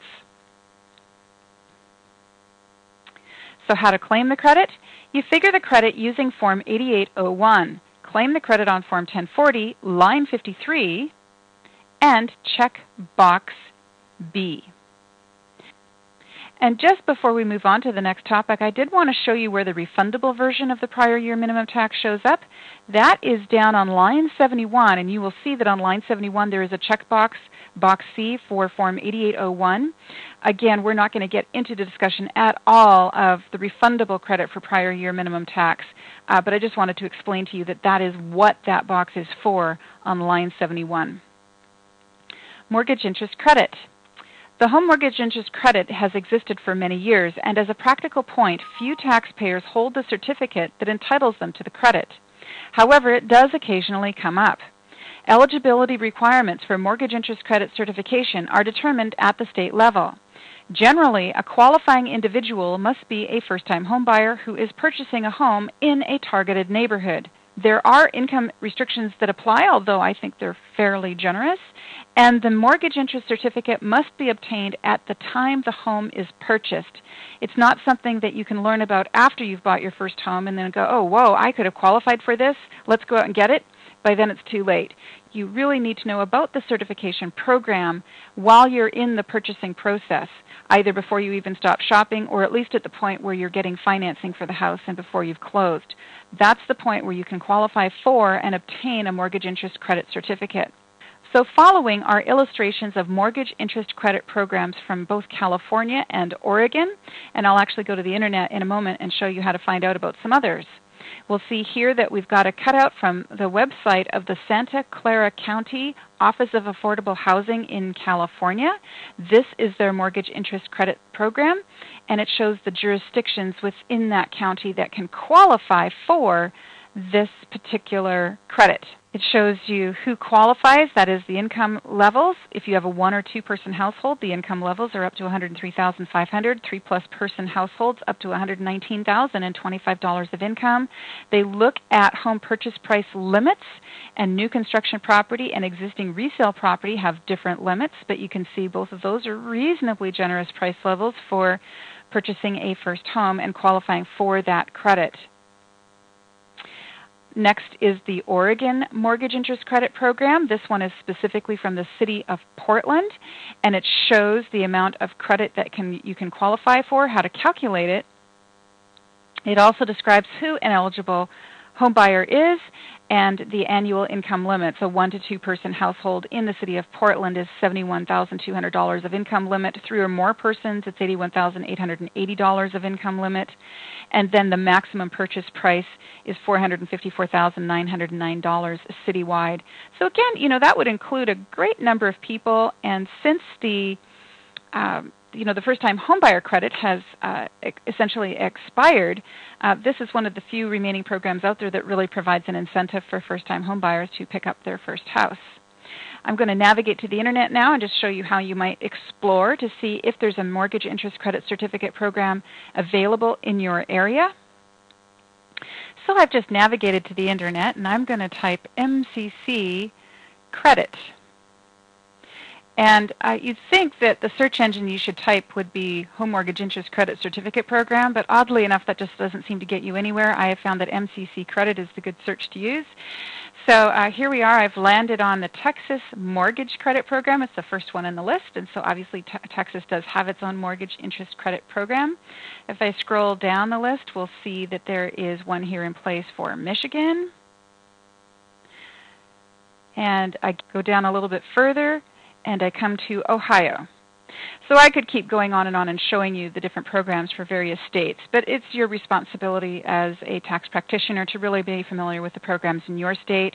So if you were interested to see whether Hawaii had a program, let's just say you live in Hawaii and that's what you want to know, then I would type Hawaii after MCC credit and see if it finds anything for me on Hawaii.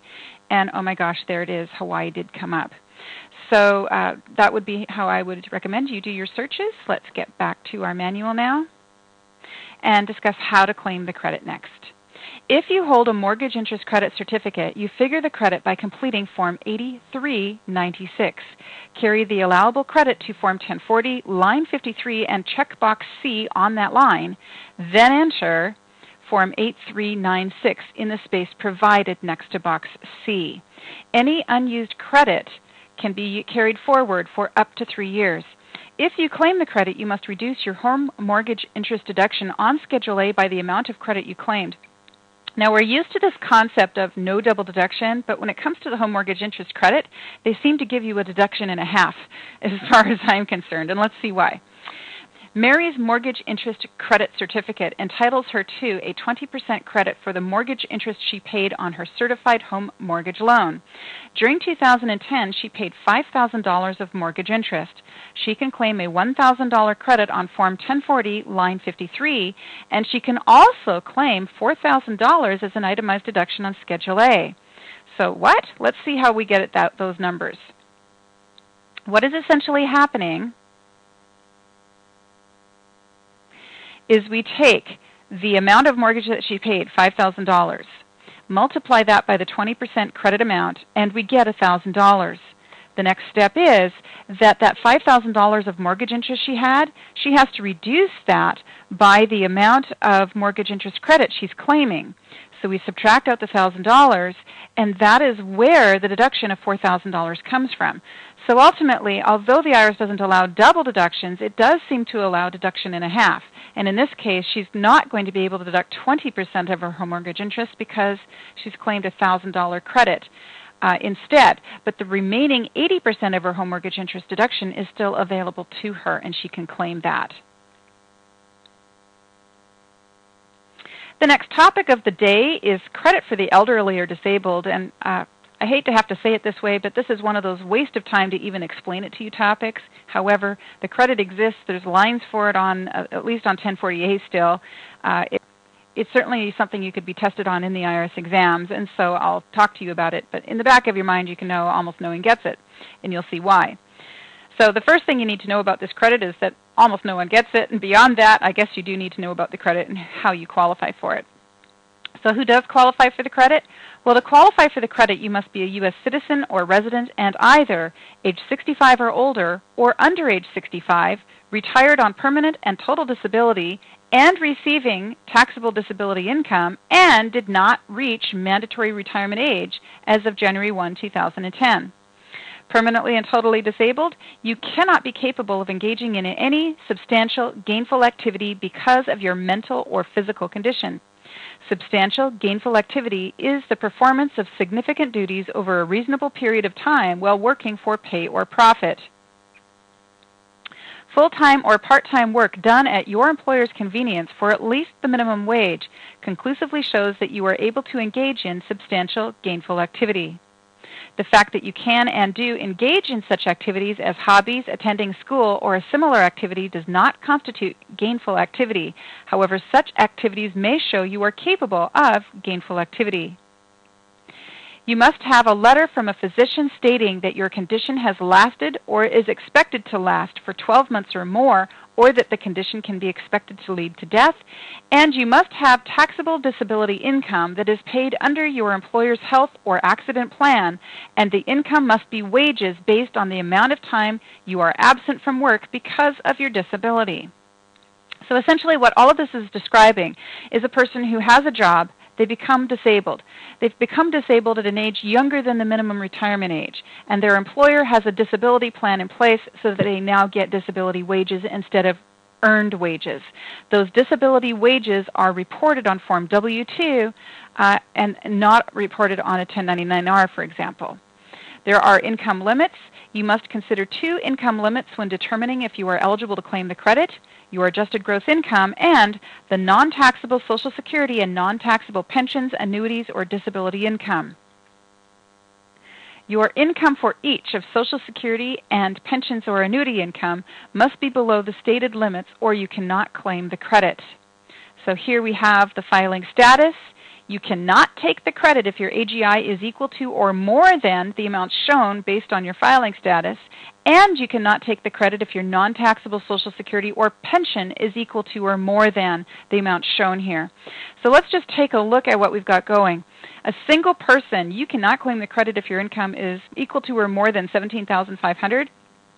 Well, plenty of people in the United States have income less than that. But the other rule about having pension or Social Security income equal to or greater than $5,000 is where we run into a problem. And here's why. Let's just suppose your income for the year is low enough, only $15,000. What are the odds that your income is low enough that you're at $15,000 or less of income, and you also didn't get any Social Security during the year? Well, what I'm finding is that most people that fall into those income parameters are receiving at least $5,000 of Social Security, because that's a very small number for Social Security in today's economy.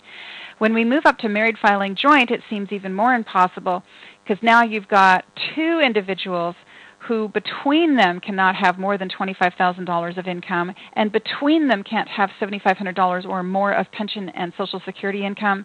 And at least in my experience with the clientele in the city in which I live, this has not occurred, or I've not found a client that has met the parameters of this credit in the last 15 years. So we're talking hundreds and hundreds of clients that I do annually, and not one in 15 years has really come out being able to qualify for this credit. Now, Oregon, where I teach, is a fairly high-income state. That is, at least the city of Portland within Oregon is a fairly high-income city. Now, if you are living in a part of the country where incomes are much lower, it is possible this credit can kick in and help you there. But what I can also say is that once the income is low enough, you're not paying tax anyway. And let's see what I mean. If we move over to line 38 of the tax return, and let's just suppose we have a single person who is receiving Social Security and is retired, and we manage to get their income low enough. So I've drawn up an illustration here just real quick, and I've come up with a single taxpayer with $15,000 of income. I've made this individual age 65 or older, giving them the additional standard deduction. So the total standard deduction this filer gets is $7,100. We subtract that out, we get $7,900. We then enter a personal exemption amount of $36.50, subtract that out, get taxable income of $42.50, and figure the tax at roughly $425. I've just multiplied that by 10%. So we have a scenario here where this individual could benefit from and qualify for the credit for the elderly and disabled. And in this case, it would be the credit for the elderly that he might qualify for that credit. But the reality is that at least in our area, most people who fall within this income range have more than $5,000 of Social Security benefits and they get thrown out. So we really have to say that this individual is qualifying for less than $5,000 of Social Security benefits, falls into this parameter, and is eligible for the credit. So let's look at another example. This time I created a married filing joint couple, both of whom are age 65 or older. We've got $20,000 of adjusted gross income. We want to make sure that the combined non-taxable Social Security or pension income for the year is under $7,500, so let's assume that it is. And let's see where we get with trying to give them the benefit of this particular credit. We've given them modest income of $20,000. Their standard deduction as a married couple, both of whom are age 65 or older, is $13,600. We subtract that out, we get $6,400. The next benefit in line is the personal exemption. There are two of them, $7,300. Bang. Their taxable income is zero already. They can't possibly benefit from a credit. They don't need a credit. We've already got their taxable income down to nothing. And the reason why so few people benefit from this particular credit is it has never been adjusted for inflation in all the years I've been doing taxes.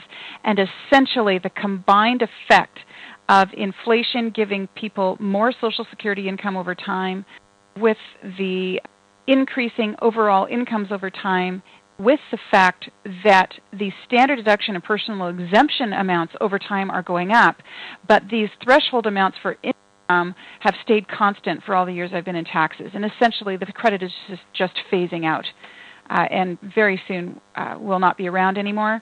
Actually, 2010 is the very first year that the IRS took away the space to enter the credit on the Form 1040. There used to be a dedicated line for it, and beginning in 2010, the full form no longer has a dedicated line for the credit. Now when you do qualify for the credit, you enter it on line 53, check box C, and put Schedule R in the space next to box C. 1040A still does have a dedicated line describing the credit, but again, almost no one qualifies for it. So again, how do you claim the credit for the elderly and disabled? Well, to claim the credit, you complete Schedule R. You then enter the amount of the credit on Form 1040, line 53, check box C, and enter SCHR on the line next to that box. If you are filing Form 1040A, there is a dedicated line, line 30. And the next topic of the day is the Making Work Pay credit. You may be able to take a Making Work Pay credit, and you will see that we've been giving you a Making Work Pay credit amount throughout our course by specifically telling you that the client qualifies for a $400 or an $800 Making Work Pay credit, and we're just instructing you to put it on the line. The reason for that is that we didn't want you spending a bunch of time trying to figure the form or independently figuring out that they might qualify for it and then trying to figure out the form.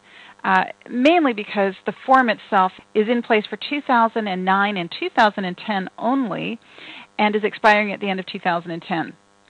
So we're going to now give you a little bit of a brief coverage of what the form is about and how it works. You may be able to take a Making Work Pay credit in either 2009 or 2010 if you have earned income from work. You cannot take the credit if your modified adjusted gross income is $95,000 or more, or if your married filing joint $190,000 or more, or if you are a non-resident alien, or if you can be claimed as a dependent by someone else on their return. The credit is 6.2% of your earned income, but cannot be more than $400 or $800 if you are a married filing joint.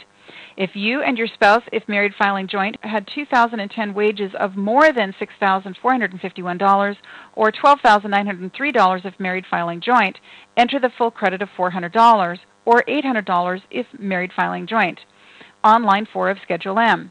If your income is over $75,000 or twice that amount for joint, you will be required to reduce your credit by 2% of the amount by which your income exceeds those phase-out limits. Now, the purpose of the Making Work Pay credit was to essentially give a tax break on the equivalent of the Social Security tax filers pay on their income. and they allowed a reduction of tax 6.2% of the first $6,451 of wages.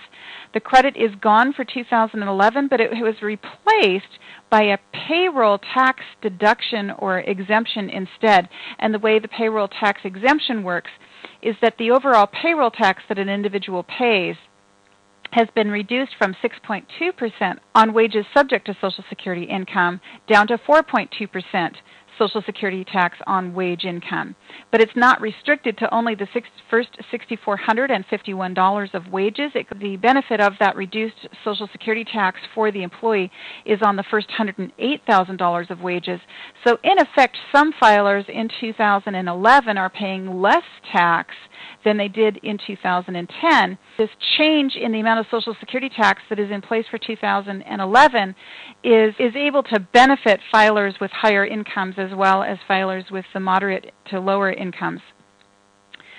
Now, if you have earned income from work in 2010 and also received a $250 economic recovery payment in 2010, you will need to reduce your Making Work Pay credit by the amount of the received payment.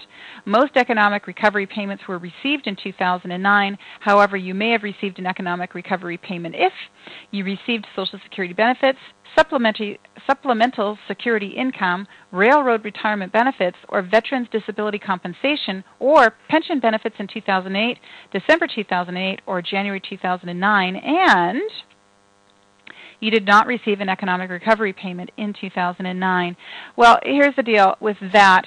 Part of the economic stimulus package that was passed into law in 2009 allowed for this reduction in the payroll tax or a reduction in income tax or payroll taxes for working individuals, but it was also decided that people who were receiving Social Security benefits should also benefit, and so people who were receiving Social Security benefits were essentially sent a check in the mail of $250, or they received a direct deposit of the $250.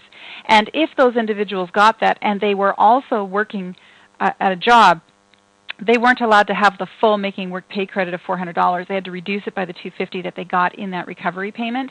But that really affected people only in 2009, and there was just a residual flow over into 2010 of certain individuals who didn't get their payment until 2010, even though they should have gotten it in 2009. So it's a lot of explanation for not much at all, but that's what that's about. Now, how do you claim the Making Work credit? Well, you figure the credit on Schedule M, which we've got right here, and then you carry the credit to line 63 of Form 1040 or line 40 of Form 1040A. And let's just see what's going on with the credit. You will see here that your credit will be impacted if you excluded income under the foreign earned income exclusion or you had certain other tax-exempt benefits. And then it asks, did you have wages of more than $6,451 or $12,903 if you're married filing jointly? If the answer is yes, skip lines 1A through 3, enter 400 or 800 if filing jointly, and then go on to line 5. If the answer is no, enter your income. If the answer is no, you're going to enter your income and then multiply your income by 6.2%. But if the answer was yes, you simply skip down to line 3 and either enter 400 or 800 because the credit is a maximum of 400 or 800, but it could be less if your income was small enough. Then the next part of it is to enter your income, and if the income is over the amount shown, $75,000 or $150,000, then you're into a phase-out. They ask you to enter your income, subtract your income from the phase-out amount, multiply it by 2%, and eventually figure how much credit you are allowed to claim, if any. We then have the credit for excess Social Security tax or railroad retirement tax withheld. That appears in this payment section of the 1040 form.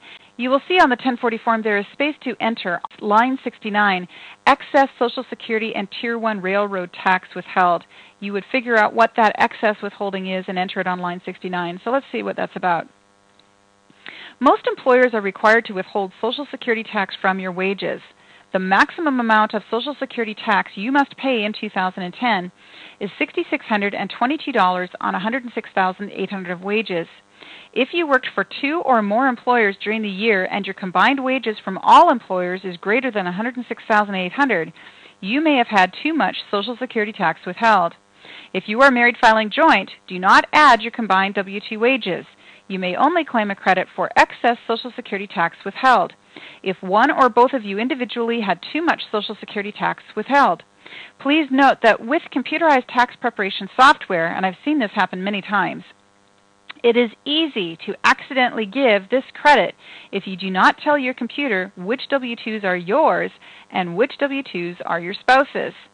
If you worked for only one employer and that employer withheld too much Social Security tax, you should request a corrected W-2. Your employer should refund the excess withholding to you. So what this last caption is saying is that let's just suppose you worked for the same employer all year and you discovered your employer withheld too much Social Security tax. Well, you don't claim a refund for the excess Social Security tax on your personal return. You need to go back to the employer, have your employer correct that, and give you the money. But if you worked for two or more employers in the same year and the combined payroll from those two or more employers goes above $106,800, that is when you will have too much Social Security tax withheld. And you are allowed to figure how much should have been withheld had you only had one job all year, and then get a refund on the excess withholding. Now, the final comment I had was if you're using computer software, you need to be really careful that you identify within that software which W-2 is the taxpayer and which W-2 belongs to the spouse, because if you don't tell the software whose W-2 is whose, the software may assume that both W-2s belong to the taxpayer or both W-2s belong to the spouse. And as soon as it assumes that and the total of those W-2s goes over $106,800, it can do a refund of excess Social Security tax where no excess occurs. So let's go about looking at how we actually calculate the credit. To calculate your credit for excess Social Security tax paid, add up the total of all Social Security tax withheld on your W-2s. That is, the taxpayer's W-2s are added up, and then separately you add up the spouse's W-2s, and you look at each set of W-2s separately. You then enter the difference on Form 1040, line 69, or Form 1040A, line 44. So here's an illustration of what we mean by that. Works one job and works two jobs are married. One job has one W-2 for the year, and two jobs has two W-2s for the year. You will see that works one job earned $50,000, and that one W-2 by itself means that the Social Security tax that was withheld is completely accurate. You're done in terms of works one job, not eligible for any kind of credit for excess withholding. But let's go over and take a look at works two jobs now. So works two jobs has two W-2s. One of the W-2s is for $60,000 and one of the W-2s is for $50,000. Well, when you add that together, you get $110,000, and $110,000 is more than $108,600, isn't it? So that means that the withholding or the Social Security tax that was withheld is going to combine to be too high a number. $3,720 plus $3,100 is more than the maximum amount you are required to pay during the year. And in fact, when you add those two numbers, you get $6,820. The maximum amount of Social Security tax that works two jobs is required to pay on her wages is $6,622. The difference between what she did pay, $6,820, and what she needed to pay, $6,622, is $198. The $198 represents the excess tax withheld, and she will enter that on line 69 and claim that as excess withholding eligible for a refund. So that concludes the lecture portion of today's class. It's time now to move on to your classwork assignment. The classwork assignment involves preparation of a tax return for Bob and Amy Stork. You will need to complete a Form 1040, an 8863, an 8936, and your own Schedule M for the first time, just so you can see how that computation was working on Schedule M. They have one child whom they can claim as a dependent, Jessica, who was born in 1991. Jessica is a full-time student at her local state university, and the Storks paid $5,600 in qualifying tuition expenses. On December 6, 2010, the Storks became the proud owners of a brand new 2011 Chevy Volt costing $40,280. The Storks will take the standard deduction, and their W-2s are attached. Please prepare their federal return. So here we have Bob's W-2. And on the next page, we have Amy's W-2. Please push pause on video playback at this point. Prepare the tax return for the Storks, and when you are finished, resume playback for a review of the Session 10 classwork answer key.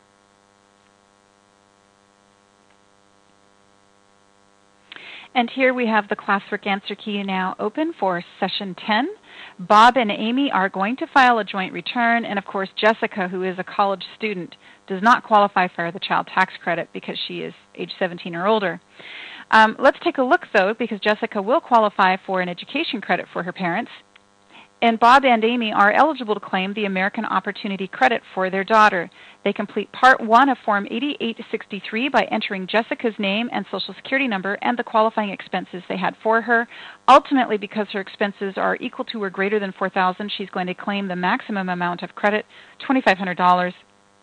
And of that $2,500, $1,500 is a non-refundable credit and $1,000 is a refundable credit. Now, Bob and Amy are also eligible to claim the Lifetime Learning Credit. However, they are way better off with the American Opportunity Credits. So Part 2 of Form 8863 is left blank. The rest of Form 8863 is used to determine if Bob and Amy's credit will be limited by their income and what portion of the education credit is refundable.